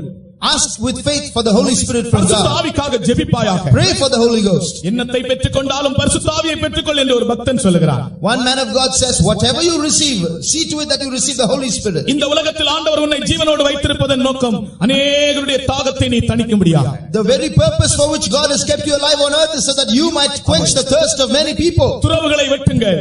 Dig wells. அநேகருடைய தாகத்தை தீர்க்கும்படி துறவுகளை வெளியே கொண்டு வாருங்கள். Bring out the water to quench the thirst of many. ஈசாக்கு பேர்ஷெபாவிலே கட்டின பலிபீடம் இந்த சத்தியங்களை நமக்கு வெளிப்படுத்துகிறது. These truths are revealed by the altar built by Isaac. ஒரு நிமிஷ நேரம் நம்முடைய கைகளை உயர்த்தி ஆண்டவரை ஸ்துதித்துக் கொண்டே இருங்கள். உங்களுடைய இதயத்திலிருந்து ஒரு நதி புறப்பட்டு பாய்கிறது போல நீங்கள் இப்பொழுது உணர்வீர்கள். For 1 minute raise your hands and keep praising God and you will experience a river flowing out of you. Hallelujah, hallelujah, hallelujah, hallelujah. கருத்தோடு விசுவாசத்தோடு ஆண்டவரை துதிக்கும் போது நம்முடைய மத்தியில் இந்த பரிசுத்த ஆவியினுடைய நதி, அந்த துறவு, இந்த பெலிஸ்தியர்கள் தூர்த்து போட்டிருந்த துறவுகள் எல்லாம் இப்பொழுது திறப்பதை நீங்கள் காணலாம். With your understanding and with faith, keep praising God and you will see those wells that the Philistines closed up being opened up once again. Abraham வெட்டினான், Abraham dug, பெலிஸ்தியர் தூர்த்து போட்டார்கள். Philistines closed it. உன்னுடைய மாம்சம் அதை மூடுகிறது. Your flesh is covering it. திரும்பவும் தோண்டுங்கள். But dig it again. விசுவாசத்தோடு தோண்டுங்கள். With faith dig it again. விசுவாசத்தோடு ஈசாக்கின் கிரியை செய்யுங்கள். Do the work of Isaac by faith. உன்னுடைய மாம்சம் அதை மூடி போடுகிறது. Your flesh is covering it. ஆனால் திரும்பவும் நீ தோண்டுங்கள். But dig it again. அது நித்தியமாக அநேகருக்கு தாகத்தை தீர்க்கக்கூடிய ஊற்றாக It இருக்கும். will eternally quench the thirst of many people. இன்ப நதியே பரிசுத்த ஆவியே, இன்ப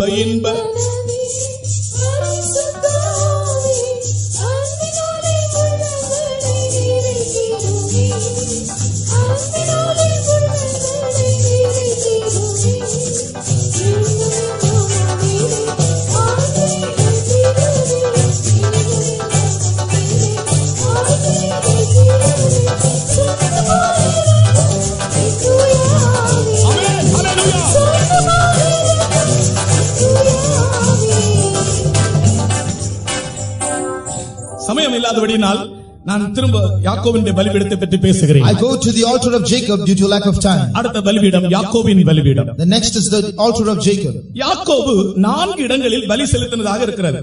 We read that Jacob offered sacrifices in 4 places. ஆனால் 2 இடங்களில் பலிபீடத்தை கட்டினான் என்று எழுதப்பட்டிருக்கிறது. But in 2 places he built altars. ஆனால் மொத்தம் 4 இடங்களிலே அவன் பலி செலுத்தினதாக இருக்கிறது. Overall he offered sacrifices in 4 places. முதலாவது யாக்கோபு பலி செலுத்தினது எங்கே? First of all, where did Jacob offer his sacrifice? லாபானோடு அவன் உடன்படிக்கை செய்த உடனே அங்கே ஒரு பலிபீடத்தை கட்டினான். அங்கே ஒரு பலி செலுத்தினான். When he made a covenant with Laban, he offered a sacrifice there. மிகுந்த கோபத்தோடும் துவேஷத்தோடும் இவனை தீர்த்து கட்டும்படிக்கு Laban Laban had set out with great anger to finish him off. இவன் ஜீவியத்திலே अनेक குற்றச்சாட்டுகளை எழுதி இவனுடைய வீட்டுக்கு இவனை தேடி வருகிறான். He comes seeking after him with many accusations written down. வசனம் சொல்லுகிறது இவனுக்கு தீமை செய்யவே அவன் வந்தான். The Bible says he came to do him evil. சில ஆவிகள் லாபானின் ஆவியைப் போல உனக்கு தீமை செய்யும்படி, உன்னை குறை சொல்லும்படி அநேக குற்றச்சாட்டுகளை உன்மேல் சுமத்தி உன்னை தேடி வந்து கொண்டிருக்கிறது. Some spirits, like a spirit of Laban, are coming seeking after you to accuse you, to do you evil, to write accusations against you. 31ஆம் அதிகாரத்தை நீங்கள் வாசித்தால் தெரியும். ஆதியாகமத்திலே you read Genesis 31, you will understand. 31ஆம் அதிகாரம் 54ஆம் வசனம், verse 54. பின்பு யாக்கோபு மலையின் மேல் பலியிட்டு போஜன பண்ணும்படி தன் சகோதரரை அழைத்தான். அப்படியே அவர்கள் போஜன பண்ணி மலையிலே ராத்தங்கினார்கள். அந்த இடத்துல ஒரு பலி செலுத்தினான். There he offered a sacrifice. இது எப்பொழுது?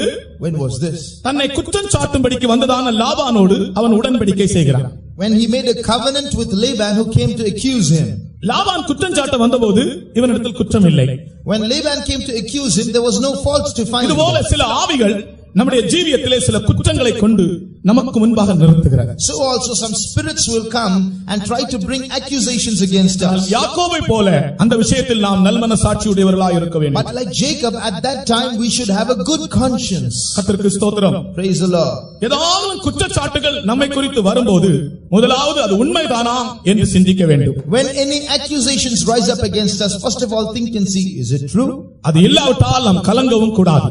And if it is not true, we should still not be troubled. கர்த்தருக்கு ஸ்தோத்திரம். Praise the Lord. சில குற்றச்சாட்டுகள் நம்மை குறித்து வரும்போது, When some accusations are made against us, பாருங்கள் அந்த லாபானோடு அவன் எப்படி பேசுகிறான் பாருங்கள். see how he spoke to Laban. என் பிதாவின் தேவனாகிய ஆபிரகாமின் தேவனும் ஈசாக்கின் பயபக்திக்குரியவரும், இது இரண்டாவது இடத்துல சொல்லுகிறான், பயபக்திக்குரியவரும் என்னோடு இராமல் போனால் நீர் இப்பொழுது என்னை வெறுமையாய் அனுப்பிவிட்டிருப்பீர். தேவன் என் சிறுமையையும் என் கை பிரயாசத்தையும் பார்த்து நேற்று ராத்திரி உம்மை கடிந்து கொண்டார்.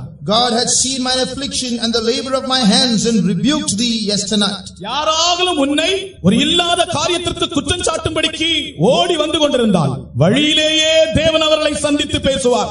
If anyone tries to come to accuse you for something you have not done, God will meet that man in the way and speak on your behalf. நீ கடிந்து கொள்ள வேண்டிய அவசியமில்லை, தேவன் அவனை கடிந்து கொள்வார். You don't have to rebuke him, God will do the job. கர்த்தருக்கு ஸ்தோத்திரம். Praise the Lord. கடைசியிலே இவனுக்கு தீமை செய்ய வந்தவனோடு இவன் உடன்படிக்கை செய்கிறான். Finally he made a covenant with him who came to do him evil. அங்கேதான் அவன் மலையின் மேல் ஒரு பலி செலுத்தினான். There he made offered a sacrifice on the mount. 31:54 31:54. அடுத்ததாக Next, இவன் இந்த யாக்கோபு கட்டின முதலாவது பலிபீடம், in the first altar that Jacob built, அடுத்த பலிபீடம், the next altar, அதற்கு பெயர் El Elohe Israel. it is called El Elohai Israel. 33ஆம் அதிகாரம் 20ஆம் வசனத்தில் இருக்கிறது. 33:20. ஏல் எல்லோஹே இஸ்ரவேல். El Elohi Israel. அங்கே ஒரு பலிபீடத்தை கட்டி அதற்கு ஏல் எல்லோகே இஸ்ரவேல் என்று பெயரிட்டான். இவன் கட்டின பலிபீடம்.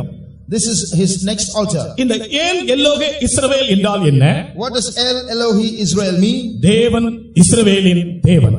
God is the God of Israel. ஆமென். தேவன் இஸ்ரவேலின் தேவன். God is the God of Israel. இந்த இஸ்ரவேல் என்கிற பெயர் எங்கிருந்து வந்தது? Where did this name Israel come from? அவன் வீட்டிலிருந்து வரும்போது இந்த பெயர் இல்லையே. He did not have his name when he came out of his home. இந்த பெயர் எங்கிருந்து வந்தது? Where did this name come from? அந்த பலிபீடத்துக்கு அவன் சூட்டுகிற பெயர் பாருங்கள். Look at the name given at the altar.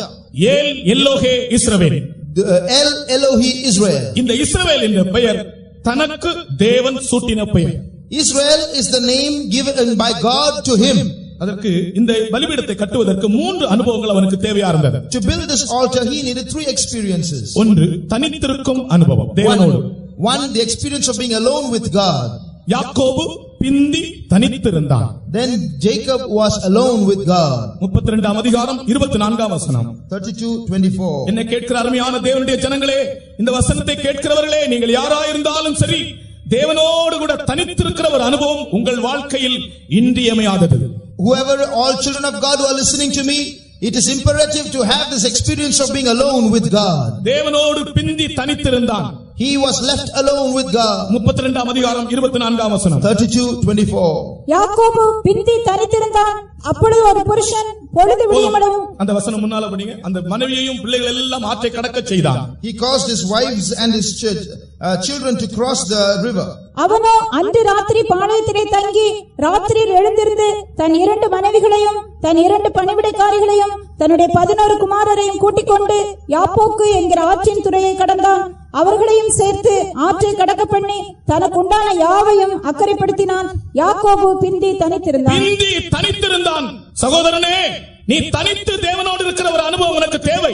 Jacob was left alone. Brother, you need that experience of being alone with God. ஏல் எல்லோஹே இஸ்ரவேல் என்கிற பலிபீடம் உண்டாகும்படியாக, that the altar El Elohi Israel might be reared up. ஆண்டவருடைய சமூகத்திலே தனித்திருங்கள். Stay alone in the presence of God.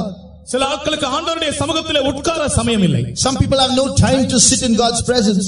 ஆண்டவர் என்ன செய்கிறார்? What does God do? Levi புத்திரரை சுத்திகரிக்கும்படிக்கு உட்கார்ந்து சுத்திகரிக்கிறாராம். To sanctify the children of Levi, he sits and sanctifies them. அவர் லேவி புத்திரரை சுத்திகரிக்கும்படிக்கு, அல்லாவிட்டால் உன்னையும் என்னையும் சுத்திகரிக்கும்படிக்கு ஆண்டவர் உட்கார்ந்து இருக்கிறார். ஆனால் சுத்திகரிக்கப்படுகிறவங்களுக்கு உட்கார சமயம் இல்லை. The Lord is sitting down to sanctify, to refine the sons of Levi, but those who are being sanctified have no time to sit down. அவர் உட்கார்ந்து சுத்திகரிக்கும் போது சுத்திகரிக்கப்பட வேண்டிய நீ உட்கார வேண்டியது எவ்வளவு அவசியம்?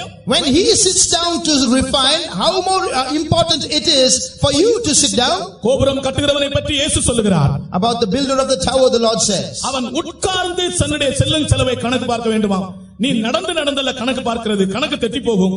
உட்கார்ந்து நீ பார்க்க வேண்டும். He sat down and took account, we see. So also you should sit down, otherwise your calculations will go wrong. கர்த்தருக்கு ஸ்தோத்திரம். Praise the Lord. சில ஆட்களுக்கு கணக்கு பார்க்க சமயம் இல்லை. Some have no time to make calculations. பஸ்ல கண்டக்டர் எழுதுறது போல தான் கணக்கு பார்க்கிறார்கள். Like the bus conductor stands and makes his calculations, they do பஸ்ல it. கண்டக்டர் ஆடி எழுதுவார். He will shake with the bus and write down. 3 4 எல்லாம் எழுதுறது பார்த்தால் பெரிய படம் மாதிரி இருக்கும். 3 and 4, these numbers, each one will be like a picture. Conductor எழுதுறதான அந்த பேப்பரை வாங்கி பாருங்கள். 3 சொன்னா இப்படி 3 இன்னொரு 3 இப்படி இருக்கும். There will be when he writes 3, it will be look like a telephone cable. சின்ன பிள்ளைகள் 3ஆம் வகுப்பு 4ஆம் வகுப்பு படிக்கிற பிள்ளைகள் எழுதுனது போல இருக்கும். ஏனென்றால் பஸ்ல அசைந்து ஆடி அசைந்து எழுதுகிறார். He shakes in the bus this way and that way, it will be look like a kindergarten child trying to write numbers. அவன் உட்கார்ந்து தன்னுடைய செலவை கணக்கு பார்க்க வேண்டும். But you have to sit down and make your calculations. இது கடைசி காலம். These are the last days. ஆண்டவருடைய பாதப்படியிலே உட்காருங்க. Sit at the feet of God. மரியாள் தன்னை விட்டு எடுபடாத நல்ல பங்கை தெரிந்து கொள்ள காரணம் இதுதான்.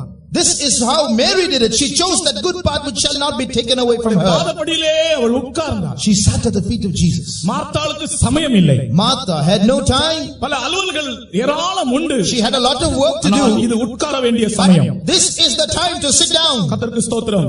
யாக்கோபு பிந்தி தனித்திருந்தான். But Jacob was left alone. தனித்திருந்து ஆண்டவருடைய சமூகத்திலே அழுங்கள். Sit alone in the presence of God and weep. என் தேவனே என்று கூப்பிடுங்க. Say, cry to him, my Lord. என் நேசரே என்று கூப்பிடுங்க. Call out to him, my beloved. என் இயேசுவே என்று கூப்பிடுங்க. Call out to him, my Jesus. எனக்கு இக்கட்டான சூழ்நிலை ஆண்டவரே என்னை தப்புவியும் என்று சொல்லுங்க. Lord, I am in a strait, help me. உங்களுடைய கதறுதலின் சத்தம் ஆண்டவருடைய செவியில் தொனிக்கட்டும். Let the sound of your crying out resound in the ears of God. என்னை நோக்கி கூப்பிட்டால் நான் உன்னை விடுவிப்பேன் என்று ஆண்டவர் சொன்னாரே. If you call to me, I will deliver you, he said. ஸ்தோத்திரம். Praise the Lord. அவன் தனித்திருந்தான். He stayed alone. அதோடு சேர்ந்து அவனுக்கு கிடைத்த ஆசீர்வாதம். The next blessing that he got. அவனுடைய பெயர் மாற்றி இஸ்ரவேல் என்கிற பெயர் கிடைத்தது. His name was changed and he was called Israel. இந்த பலிபீடம் கட்ட காரணமே அதுதான். இந்த பலிபீடத்தினுடைய பெயரே அதுதான். அவனுடைய புதிய பெயர். The reason for that building that altar is this, and that is his new name. தேவன் இஸ்ரவேலின் தேவன். God is the God of Israel. உங்களுடைய பெயரை சொல்லி தேவன், நான் சொல்கிறேன், தேவன் ஜோயலின் தேவன். So you put your name there and say it. தேவன் கேஜுவின். God is the God of Teju. உங்களுடைய பெயரை சொல்லி அப்படியே சொல்லுங்க. You say your name and say it. ஏல் எல்லோகே இஸ்ரவேல் என்றால் தேவன் இஸ்ரவேலின் தேவன். God is the God of Israel. நான் தான் இஸ்ரவேல். I am Israel. நான் யாக்கோபா இருந்தேன், இப்பொழுது இஸ்ரவேல் ஆகிவிட்டேன். I was Jacob but now I am Israel. தேவன் என்னுடைய தேவன். God is my God. எல்லாரும் சொல்லுங்கள், தேவன் என்னுடைய தேவன். All say God is my God. இன்றைக்கு நீங்கள் திரும்பி போகும்போது இப்படியே நீங்கள் சொல்லிக் கொண்டு போங்க. When you go back, say this and go back. தேவன் என்னுடைய, உங்களுடைய பெயரை சொல்லி நீங்க சொல்ல வேண்டும். எல்லாரும் அவங்க பெயரை சொல்லி சொல்லுங்க. Each one of you say your names and say it. தேவன் என்னுடைய தேவன் என்று சொல்லுங்க. என்னுடைய இடத்துல உங்களுடைய பெயரை சொல்லி சொல்லுங்க. Don't say my God, put your name there. தேவன் உங்களுடைய பெயரை சொல்லி சொல்லுங்க. ஹல்லேலூயா. சிலருக்கு வெட்கமா இருக்கு தங்களுடைய பெயரை சொல்லி. Some have forgotten their names, I think. ஏல் எல்லோகே இஸ்ரவேல், தேவன் இஸ்ரவேலின் தேவன். El Elohi Israel. சரி, உங்களுக்கு உங்களுடைய பெயரை சொல்ல வெட்கமா இருந்தால் தேவன் என்னுடைய தேவன் என்று சொல்லுங்க. If you are ashamed to say your name, say God is my God. சத்தமாக loudly. தேவன் என்னுடைய தேவன். God is my God. தேவன் என்னுடைய தேவன். God is my God. தேவன் என்னுடைய தேவன். God is my God. உங்களுடைய சத்தம் கேட்கிறது, என் பக்கத்துல இருக்கிறவங்களுடைய சத்தம் கேட்கிறது இல்ல. I can hear your sound, I can't hear the sound of those who are nearby. அடுத்த முறை இவங்களுடைய சத்தமும் கேட்கணும்னு நினைக்கிறேன். I think next time we will hear their sound also. தேவன் என்னுடைய தேவன். God is my God. Hallelujah. Hallelujah. கர்த்தருக்கு ஸ்தோத்திரம். Praise the Lord. எவ்வளவு அருமையான ஒரு அனுபவத்தை தன்னுடைய வாழ்க்கையிலே அவன் படைத்து இந்த உலகத்தை விட்டு கடந்து போனான். What a good experience he had in this world and then left the world. அடுத்தது, இந்த பலிபீடம் கட்டுவதற்கு முன்னே ஒரு காரியம் சம்பவித்தது. Before building this altar, a thing took place. அவனுடைய சத்துருவோடு அவன் சமாதானமானான். He got reconciled with his enemy. யாக்கோபுக்கு ஒரே சத்துரு.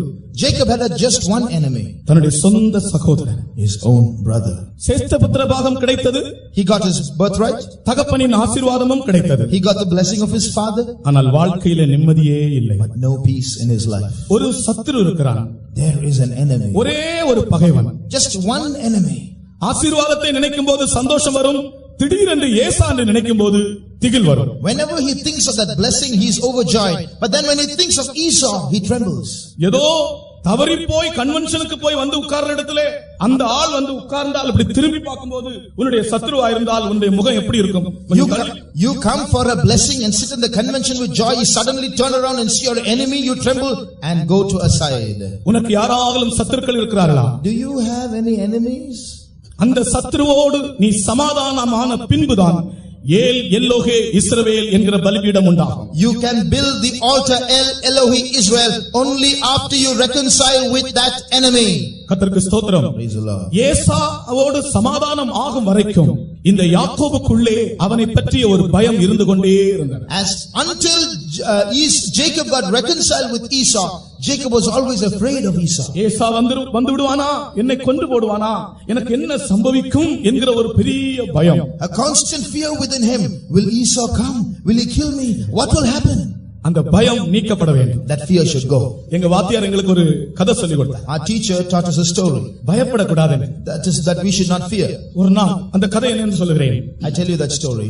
கிளையினில் பாம்பு தொங்க விழுதென்று குரங்கு தொட்டு விளக்கினை தொட்ட பிள்ளை வெடுக்கென குதிப்பதை போல் கிளைதொறும் குதித்து தாவி கீழுள்ள விழுதையெல்லாம் ஒளிப்பாம்பாய் எண்ணி எண்ணி உச்சி போய் தன்வால் பார்க்கும். அதாவது ஒரு ஆலமரத்துல ஒரு குரங்கு விளையாடி கொண்டே இருந்தான். A monkey was playing about on a banyan tree. ஆலமரத்தினுடைய விழுதுகளை பிடித்து தாவி தாவி விளையாடி கொண்டே இருந்தான். Jumping, holding on to the roots of the banyan tree, it was jumping from place to place. அந்த ஆலமரத்துல ஒரு பாம்பு தலைகீழாக தொங்கிக் கொண்டிருந்தது. And amongst those roots in one place a snake was hanging upside down. கிளையினில் பாம்பு தொங்க விழுதென்று குரங்கு தொட்டு, அதாவது தொங்கிக் கொண்டிருந்த பாம்பை கூட இது விழுதென்று நினைத்து பிடித்து விட்டது. It went and caught hold of the snake also, thinking it is one of the roots. விளக்கினை தொட்ட பிள்ளை வெடுக்கென குதிப்பதை போல் ஊர்ந்து விளையாடுகிறதான ஒரு குழந்தை ஓடி போய் விளக்கை பிடித்து விட்டால் எப்படி இருக்கும்? வெடுக்கென குதிப்பதை போல், ஐயோ பாம்பை பிடித்து விட்டேனே என்ற பயத்தோடு கிளைதோறும் குதித்து தாவி கீழுள்ள விழுதையெல்லாம் ஒளிப்பாம்பா எண்ணி எண்ணி உச்சி போய் தன் வாழ்வார். அதாவது இப்பொழுது இந்த பாம்பிற்கு பார்க்கிறதெல்லாம், இந்த குரங்குக்கு பார்ப்பதெல்லாம் பாம்பாகவே தெரிகிறது. After it took hold of that snake and realized it was snake, everything that was hanging from the tree was a snake for the monkey. இருதயத்தில் பயம். There was fear. அது பார்த்து கிளையை தாவி தாவி மேல போயிடுச்சு. It saw all those things and jumped and went right to the top of the tree. நடுங்கிக் கொண்டே trembling. எங்க பார்த்தாலும் பாம்புகள் தொங்கிக் கொண்டே இருக்கு. Wherever you see, snakes are hanging. திடீரென்று இப்படி பின்னாலே பார்த்ததா, suddenly it looked behind it. அதனுடைய வால் அப்படி தொங்கிக் கொண்டிருந்தது. Its own tail it saw. ஐயோ இந்த பாம்பு இங்கே வந்து விட்டது என்று சொல்லி பயந்து உச்சியிலிருந்து கீழே விழுந்து செத்ததா. It says, oh, the snake has come here and jumped from the top and was afraid and died. இன்றைக்கு அநேகருடைய இருதயத்திலே சில பயங்கள் காணப்படுகின்றன. Many people are afraid like this. சில இந்த ஈசாக்குக்குள் இருந்த பயம் போல, ஆசீர்வாதம் ஒரு பக்கத்தில் இருக்கிறது, சேஷ்டபுத்திரமாக ஒரு பக்கத்தில் இருக்கிறது, பெட்டியில பூட்டி வைத்தது போல ஒரு பக்கத்தில் தகப்பனுடைய ஆசீர்வாதம் இருக்கிறது. இருதயத்திற்குள்ள பயம், என்னை கொண்டு போடுவானா. Some people have their birthright locked up in a suitcase and they have a blessing on the other side, but in their heart it is, will he kill me? யாரோடத்திலேயாவது உங்களுக்கு பகை இருக்கிறதா? Do you have a hatred towards anyone? யாரை குறித்தாலும் உங்களுக்கு துக்கம் இருக்கிறதா? Do you have some grief, bitterness against anyone? நீங்கள் தேவ சமூகத்தில் இருக்கும்போது அவர்களை பற்றிய ஒரு எண்ணம் உங்களுக்கு உண்டாகிறதா? Whenever you sit in the presence of God, do they come to your mind? ஏல் எல்லோகே இஸ்ரவேல் என்கிற பலிபீடம் கட்டுவதற்கு முன்பு ஏசாவோடு, அவனுடைய ஒரே சத்ருவோடு அவன் சமாதானமாக ஆண்டவர் ஒரு சந்தர்ப்பத்தை ஏற்படுத்தி கொடுத்தார். Before Isaac could build, before Jacob could build that altar of El Elohi Israel, God gave him an opportunity to be reconciled with his brother. கர்த்தருக்கு ஸ்தோத்திரம். யாராவது உங்களுக்கு பகைவர்கள் இருந்தால், உங்களுடைய அருகாமையில் இருந்தால் நேரடியாய் பேசுங்கள். தொலைவில் இருந்தால் நீங்கள் டெலிபோன்ல பேசுங்கள், அல்லாவிட்டால் கடிதம் எழுதுங்கள். If there is any enemy, anyone you hate who is near you, talk to him right now. If he's far away, talk to him by telephone or write a letter to him. சத்ருவோடு சமாதானமான பின்புதான் இந்த பலிபீடம் கட்டப்படும். This altar will be built only if you are at peace with him, with the enemy. எல்லாரோடும் சமாதானமாக இருக்கிறேன் என்கிற ஒரு சாட்சி நமக்கு தேவை. We need that witness that I am at peace with all people. ஒருவனுடைய வழிகள் கர்த்தருக்கு பிரியமாய் இருக்கும் என்றால் அவனுடைய சத்துருக்களும் அவனோடு சமாதானமாகும்படி செய்வார். When a man's ways please the Lord, he maketh even his enemies to be at peace with him. இன்றைக்கு நான் கர்த்தருடைய வாக்குத்தத்தமாய் உங்களோடு பேசுகிறேன். உங்களுக்கு யாராலும் சத்துருக்கள் இருந்தால் நீங்கள் நல்ல இருதயத்தோடு கர்த்தரிடத்தில் சமூகத்தில் ஜெபியுங்கள், கர்த்தர் அவர்களை உங்களோடு கொண்டு வந்து ஒப்புரவாக்குவார். Today I tell you the word of God. If you have any enemies, you pray today to God with a sincere heart. The Lord will bring them to you and you will be reconciled with them. ஒரு second உங்களுடைய கண்களை மூடி அந்த ஒரு ஒப்புரவாகுதலுக்காக உங்களுடைய கரங்களை உயர்த்தி ஸ்தோத்திரம் செய்யுங்கள். For a moment close your eyes and for that reconciliation raise your hands and praise God. யார் உங்களோடு விரோதமாக இருக்கிறதோ, Whoever is your enemy, அவர்களை நான் மன்னிக்கிறேன் என்று சொல்லுங்கள். say, Lord, I forgive them. ஆண்டவரே, அவர்களோடு நான் ஒப்புரவாக விரும்புகிறேன் என்று சொல்லுங்கள். Lord, I want to get reconciled with them. பகையை என்னுடைய இருதயத்திலிருந்து நான் அகற்றுகிறேன் என்று சொல்லுங்கள். I remove hatred from my heart, இந்த Lord. உலகத்தில் எனக்கு யாரோடும் பகை இல்லை என்று சொல்லுங்கள். I don't have hatred against anyone in this world. தேவனோடும் மனுஷனோடும் சமாதானமாக இருக்கிறேன் என்று சொல்லுங்கள். I am at peace with God and man. அப்பொழுதுதான் ஏல் எல்லோகே இஸ்ரவேல் என்கிற பலிபீடம் உண்டாகும். Then that altar El Elohi Israel will be reared up. உன்னுடைய சத்துரு உன்னோடு சமாதானமான பிறகுதான் தேவன் என் தேவன் என்று தைரியமாய் நீ சொல்ல முடியும். You can say boldly, God is my God, only if your enemy is at peace with you. கர்த்தருக்கு ஸ்தோத்திரம். அடுத்ததாக இவன் கட்டின இன்னொரு பலிபீடம். Another altar he built. ஏல் பெத்தேல். El Bethel. ஏல் பெத்தேல். El Bethel. 35ஆம் அதிகாரம் 7ஆம் வசனத்திலே 35:7. அங்கே அவன் ஒரு பலிபீடத்தை கட்டி தன் சகோதரனுடைய முகத்துக்கு தப்பி ஓடின போது அங்கே தனக்கு தேவன் தரிசனமானபடியால் அந்த ஸ்தலத்திற்கு ஏல் பெத்தேல் என்று பெயரிட்டான். ஏல் பெத்தேல் என்றால் தேவனுடைய வீட்டின் தேவன். God is the God of God's house. கர்த்தருக்கு ஸ்தோத்திரம். Praise the Lord. தேவனுடைய வீட்டின் தேவன். God is the God of God's house. El Bethel. Bethel என்றால் தேவனுடைய வீடு. Bethel means house of God. Bethel என்கிறதானே ஏல் பெத்தேல் என்கிற பலிபீடத்தை கட்ட வேண்டும் என்றால் அவன் பெத்தேலுக்கு வர வேண்டும். To build that altar El Bethel, he has to come to Bethel. கர்த்தர் அவனிடத்தில் சொல்லுகிறார், நீ எழுந்து பெத்தேலுக்கு போ. The Lord says, you go, arise and go to Bethel. அங்கே 4 காரியங்கள் சம்பவித்தன. There are 4 things happened. ஒன்று, அவனுடைய தீர்மானத்தை அவன் புதுப்பிக்க வேண்டும். One, he has to renew his resolution. இவன் பெத்தேலுக்கு வராமல் வேற எங்கேயோ போய் 100 வெள்ளிக்காசு கொடுத்து ஒரு நிலம் வாங்கினான். But instead of going to Bethel, he went to another place and bought a piece of land for 100 pieces of silver. ஆண்டவருக்கு சித்தம் இல்லாமல் எங்கேயோ போய் ஒரு நிலம் வாங்கி இருக்கிறான் வீடு கட்டுவதற்காக. He went and bought a plot of land for somewhere else without outside the will of God. கர்த்தர் சொன்னார், நீ எழுந்து பெத்தேலுக்கு போ. இப்போ வாங்கின 100 வெள்ளிக்காசு நஷ்டம், வாங்கின நிலமும் நஷ்டம். The Lord says, your 100 pieces of silver is a loss, your land is a loss, go to Bethel. தீர்மானத்தை புதுப்பித்துக்கொள். Renew your determination. நீ எத்தனையோ தீர்மானம் செய்திருக்கிறாய், அப்படியே மறந்து போயிருக்கிறாய். You have made so many determinations but you have forgotten them. இரண்டாவது, அந்நிய தெய்வங்களை அகற்றினார்கள். Secondly, he put away strange gods. ஏல் பெத்தேல் என்கிற பலிபீடம் உண்டாக வேண்டும் என்றால் For that altar El Bethel to happen, அந்நிய தெய்வங்கள் அகற்றப்பட வேண்டும். strange gods should be removed. அந்நிய தெய்வங்கள் என்றால் நமக்குள்ள இருக்கிற அந்நிய அன்புகள். Strange gods refer to the strange loves in us. தேவனுக்கு அந்நியமான ஒரு அந்நிய அன்பு உன் இருதயத்தில் இருந்தால் ஏல் Bethel உருவாகாது. If there is any love different from the love of God, strange love within you, El Bethel will not be reared up. கர்த்தருக்கு ஸ்தோத்திரம். Praise the Lord. அந்நிய அன்புகளை தேவ ஜனங்கள் அகற்றி விட வேண்டும். Children of God should put away strange loves. மூன்றாவது, அவர்களுடைய வஸ்திரங்களை மாற்றினார்கள். Thirdly, they changed their garments. நீங்கள் 35ஆம் அதிகாரத்தை நீங்கள் வாசித்தால் தெரியும். You read the chapter 35, you will see. தொடக்கத்திலிருந்தே நீங்கள் வாசித்தால் நீங்கள் அதை காணலாம். From the beginning you will see it. அவர்கள் தங்கள் வஸ்திரங்களை மாற்றினார்கள். They changed their garments. அதாவது ஒரு பெரிய சுத்திகரிப்பு. A great sanctification. வஸ்திரங்களை மாற்றினார்கள். They changed their garments. சுத்திகரிப்பின் போது சில இடங்களிலே வஸ்திரங்களை தோய்த்தார்கள், சில இடங்களிலே வஸ்திரங்களை மாற்றினார்கள். Concerning sanctification, in some places they washed their garments, in some places they changed their garments. சுத்திகரிக்கப்படும் போது வஸ்திரங்களை மாற்றுவதும் உண்டு, வஸ்திரங்களை தோய்ப்பதும் உண்டு. In sanctification there is an aspect of washing the garments and there is an aspect of changing garments. இந்த இடத்திலே அவர்கள் வஸ்திரங்களை மாற்றினார்கள். Here they changed their garments. வஸ்திரம் என்பது நம்முடைய ஜீவியம் தான். Garments show our life. உங்கள் வஸ்திரங்களை அல்ல, உங்கள் இருதயங்களை கிழித்து கர்த்தரிடத்தில் திரும்புங்கள். Rend your hearts and not your garments and turn to the Lord. உங்களுக்கு வேறே ஒரு இருதயத்தை கர்த்தர் தருவார். The Lord will give you another heart. கர்த்தருக்கு ஸ்தோத்திரம். அடுத்ததாக நான்காவதாக அவர்கள் செய்தது, Fourthly, தங்கள் அணிகலன்களை தங்கள் நகைகளை கழற்றினார்கள். they removed all their earrings and jewelry. அப்ப ஏல் பெத்தேல் என்கிற பலிபீடம் யார் கட்ட முடியும் என்றால் நகை கழற்றினவர்கள் தான் கட்ட முடியும். Only those who remove their jewelry can build El Bethel. அதை நான் இன்றைக்கு உங்களுக்கு தெளிவாக சொல்லுகிறேன். I tell it to you today clearly. ஏல் பெத்தேல் என்கிற பலிபீடம் கட்டுவதற்கு முன்பு அவர்கள் நகைகளை கழற்றி மண்ணுக்குள்ளே புதைத்தார்கள். Before building the altar El Bethel, they removed their jewelry and buried it under the sand. பழைய ஏற்பாட்டின் காலத்திலேயே இப்படி ஒரு அனுபவமாக இருந்தால் இந்த கிருபையின் காலத்தில் இயேசுவின் வருகையோடு நெருங்கி இருக்கிற நீ எந்த அளவுக்கு இந்த சத்தியத்தை கைக்கொள்ள வேண்டும். If this is what was followed in the Old Testament, and then you who are in the grace period, who are approaching the coming of the Lord, how much more you have to stick to this truth. ஏல் Bethel என்கிற பலிபீடத்தை கட்டுவதற்கு முன்பு அவர்கள் தங்கள் அணிகலன்களை தங்கள் நகைகளை கழற்றி ஒரு கர்வாலி மரத்தண்டையிலே புதைத்தார்கள். Before building the altar called El Bethel, they removed their jewelry and buried it under an oak tree. மண்ணிலே புதைத்து போட்டார்கள். Buried it under the sand. கர்த்தருக்கு ஸ்தோத்திரம். ஆகையால் நகையின் மேல் இருக்கிறதான ஆசை உன் ஜீவியத்திலிருந்து முற்றிலும் அற்று போனால்தான் இந்த பலிபீடம் நீ கட்ட முடியும். This altar can be reared up only if your desire for jewelry goes away from you.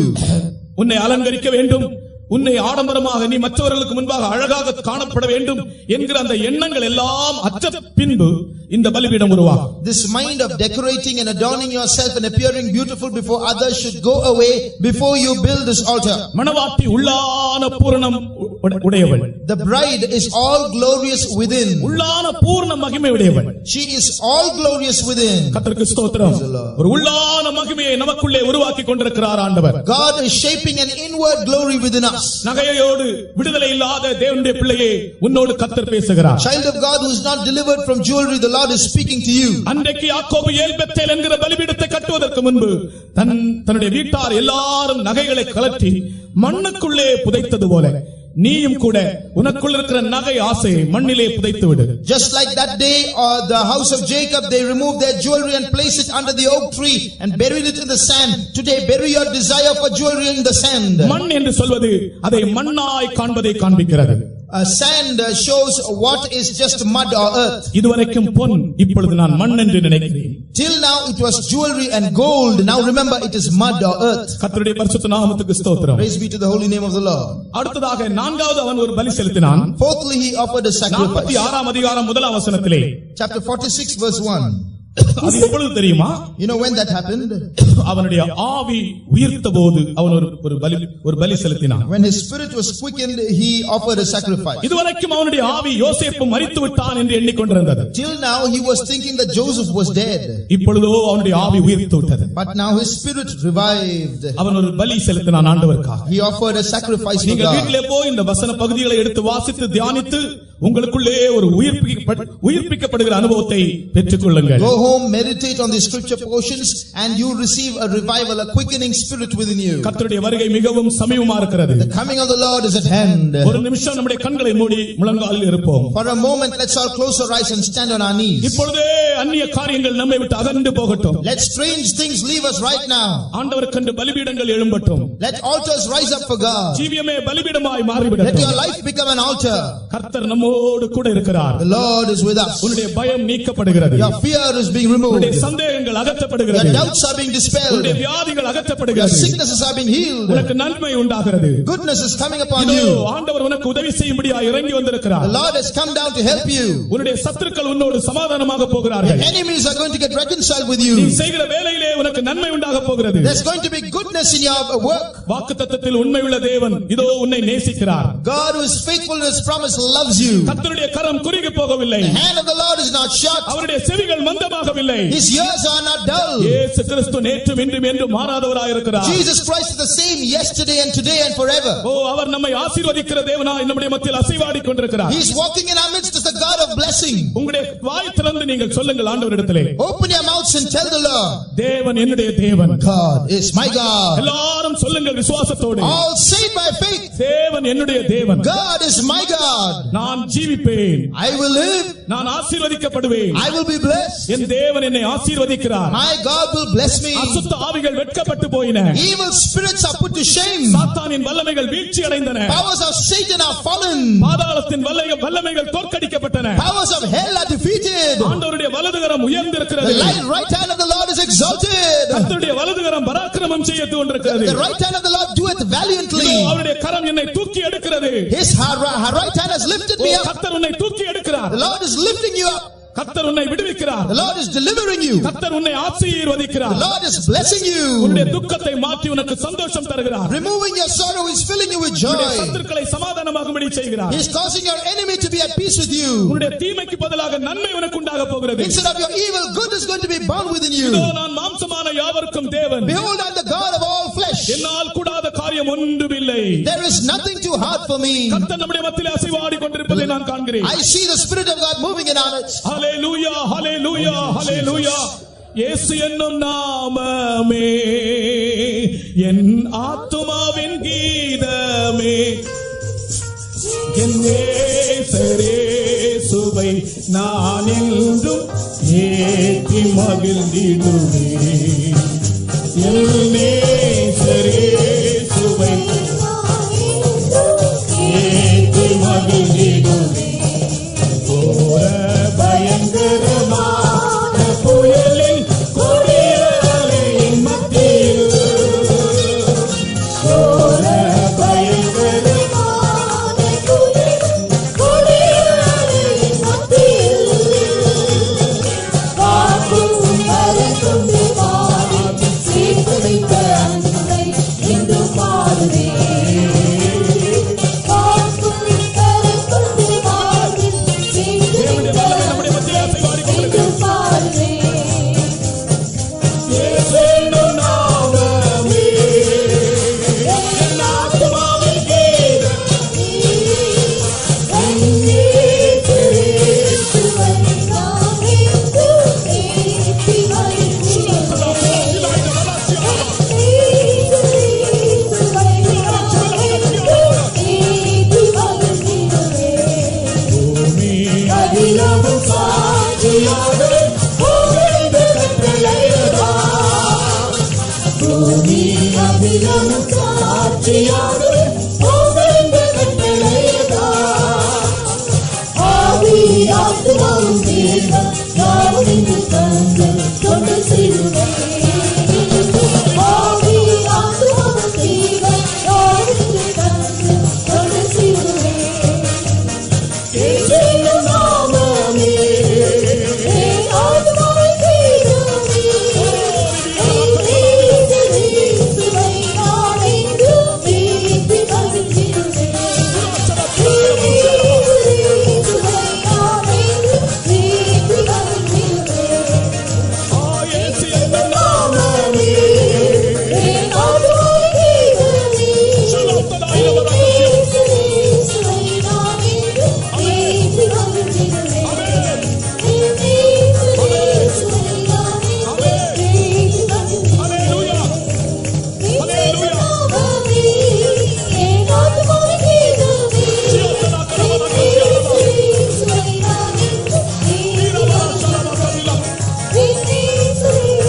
நான் என்றும் ஏற்றி மகிழ்ந்திடுவேன். இயேசுவை நான் என்றும் ஏற்றி மகிழ்ந்திடுவேன். இயேசுவை நான் என்றும் ஏற்றி மகிழ்ந்திடுவேன். இந்த மைதானத்திலே வானத்திலிருந்து ஒரு பெரிய அக்கினி இறங்குவதை நான் காண்கிறேன். I see a great fire descending from heaven upon this compound. இங்கே நிற்கிறதான முழங்கால் நிற்கிற அநேகருடைய தலையின் மேல் அந்த அக்கினி இறங்குவதை நான் பார்க்கிறேன். I see a fire descending on many who are standing on their knees. உங்களுடைய சத்துருத்துவம் நீக்கப்பட்டது. Your enmity is gone. உங்களுடைய தீமைகள் எல்லாம் அகற்றப்பட்டது. All your evil is gone. ஆண்டவர் உங்களை இந்த வேளையிலே ஆசீர்வதிக்கிறார். God is blessing you now. விசுவாசத்தோடு நீங்கள் திரும்பி போங்கள். Go back by faith. உங்களுடைய தீமையை நன்மையாய் மாற்றி இருக்கிறார். God has turned your evil to good. Hallelujah Hallelujah. அல்லேலூயா. துலபரா ஷலபக துலாயிரபரா. அருமையான ஆண்டவரே, ஆசீர்வதிக்கப்பட்ட நல்ல நேரத்திற்காக உம்மை துதிக்கிறோம், மகிமைப்படுத்துகிறோம். இந்த 4வது நாள் கூட்டத்தை ஆண்டவர் பரலோகத்திலிருந்து இறங்கி எங்களுடைய மத்தியில் வல்லமையோடு கடந்து வந்து நடத்தி தந்தபடினால் உம்மை துதிக்கிறோம். கர்த்தாவே, எங்களுடைய பிதாக்கள் பலிபீடங்களை கட்டினார்கள், உம்மை பிரியப்படுத்தினார்கள், ஆண்டவருக்காக அநேக காரியங்களை செய்தார்கள். சுவாமி, நாங்களும் கூட இந்த கடைசி நாட்களில் வந்திருக்கிறோம். ஆண்டவருக்காக என்னென்ன செய்ய வேண்டுமோ அவைகள் எல்லாம் எங்களுடைய பிதாக்களின் பலிபீடங்கள் மூலமாக நீர் எங்களுக்கு சொல்லித் தந்த எல்லா நன்மையான ஆசீர்வாதமான காரியங்களுக்காக உம்மை மகிமைப்படுத்துகிறோம். பிதாவே, ஈசாக்கு பலிபீடங்களை கட்டினார். அதற்காக அவர் அநேக காரியங்களை தன்னுடைய ஜீவியத்தில் அகற்றி அநேக காரியங்களை ஜீவியத்தில் சேர்த்து கொண்டார். நீர் அவருடைய கையின் பிரயாசங்களை ஆசீர்வதித்து ஆண்டவரே 100 மடங்காக நீர் ஆசீர்வதித்து நாங்கள் வாசிக்கிறோம். நாங்களும் கூட ஆண்டவர் எங்களுக்கு தருகிறதான பரலோகத்தில் தருகிறதான ஆலோசனையை நாங்கள் ஏற்றுக்கொண்டு ஆண்டவரே அதிகமாய் விளைய செய்கிறதான தேவனிடத்தில் இருந்து 100 மடங்காக ஆசீர்வாதங்களை பெற்றுக்கொள்ள, இம்மையிலும் மறுமையிலும் ஆசீர்வாதங்களை பெற்றுக்கொள்ள நீர் எங்களுக்கு உதவி செய்ய வேண்டும் என்று வேண்டுகிறோம் கர்த்தாவே. யாக்கோபும் கூட பலிபீடங்களை கட்டினார். அவர் பலிபீடங்களை கட்டுவதற்கு முன்பாக தன்னுடைய ஜீவியத்தில் அநேக ஒழுங்குகளை அவர் செய்தார் நாங்கள் கேட்டோம் சுவாமி. நாங்களும் அதுபோல என்னென்ன காரியங்கள் எல்லாம் இந்த நாட்களில் செய்ய வேண்டுமோ அவைகளெல்லாம் செய்து ஜீவியத்தை ஒழுங்குபடுத்தி நாங்கள் பலிபீடத்தை கட்டி கர்த்தாவே சீக்கிரமாக வெளிப்பட போறதான கர்த்தருக்கு முன்பாக நாங்கள் நிற்க எங்களை தைரியப்படுத்த வேண்டும் என்று நாங்கள் கெஞ்சுகிறோம் கர்த்தாவே. வந்திருக்கிறதான ஒவ்வொருடைய இருதயத்தின் நிறைவேறங்களை அறிந்து ஆண்டவர் பரலோகத்திலிருந்து பேசினபடியினாலும் துதிக்கிறோம். ஆண்டவரே உம்முடைய வல்லமை உள்ளதான வார்த்தையானது பெரிய காரியங்களை உங்களுடைய மத்தியில் செய்தபடியினால் ஸ்தோத்திரம். வானத்தில் அக்கினி இறக்கினபடியினால் ஸ்தோத்திரம் கர்த்தாவே. அக்கினி எங்களை மத்தியில் இறக்கிக் கொண்டே இருக்க வேண்டும் என்று ஜெபம் பண்ணுகிறோம் சுவாமி. உம்முடைய வார்த்தை எங்களுடைய ஜீவியத்தில் பெரிதான காரியங்களை செய்து பெரிதான மாற்றங்களை வருத்தி சுத்திகரித்து எங்களை பூர்ணப்படுத்தி சீக்கிரமாக வெளிப்பட போறதான கர்த்தருக்கு முன்பாக நாங்கள் தைரியமாக நிற்க எங்களை ஆயத்தம் செய்ய வேண்டும் என்று எங்களுக்காக ஜீவன் வைத்த இயேசு கிறிஸ்து நாமத்தில் வேண்டுகிறோம் பிதாவே. நம்முடைய கர்த்தராகிய கிருபையும் பிதாவாகிய தேவனுடைய அன்பும் பரிசுத்த ஆவியானவருடைய ஐக்கியமும் நம்முடைய கர்த்தராகிய இயேசு மேல் காணப்படி நம்மோடு இருப்பதாக.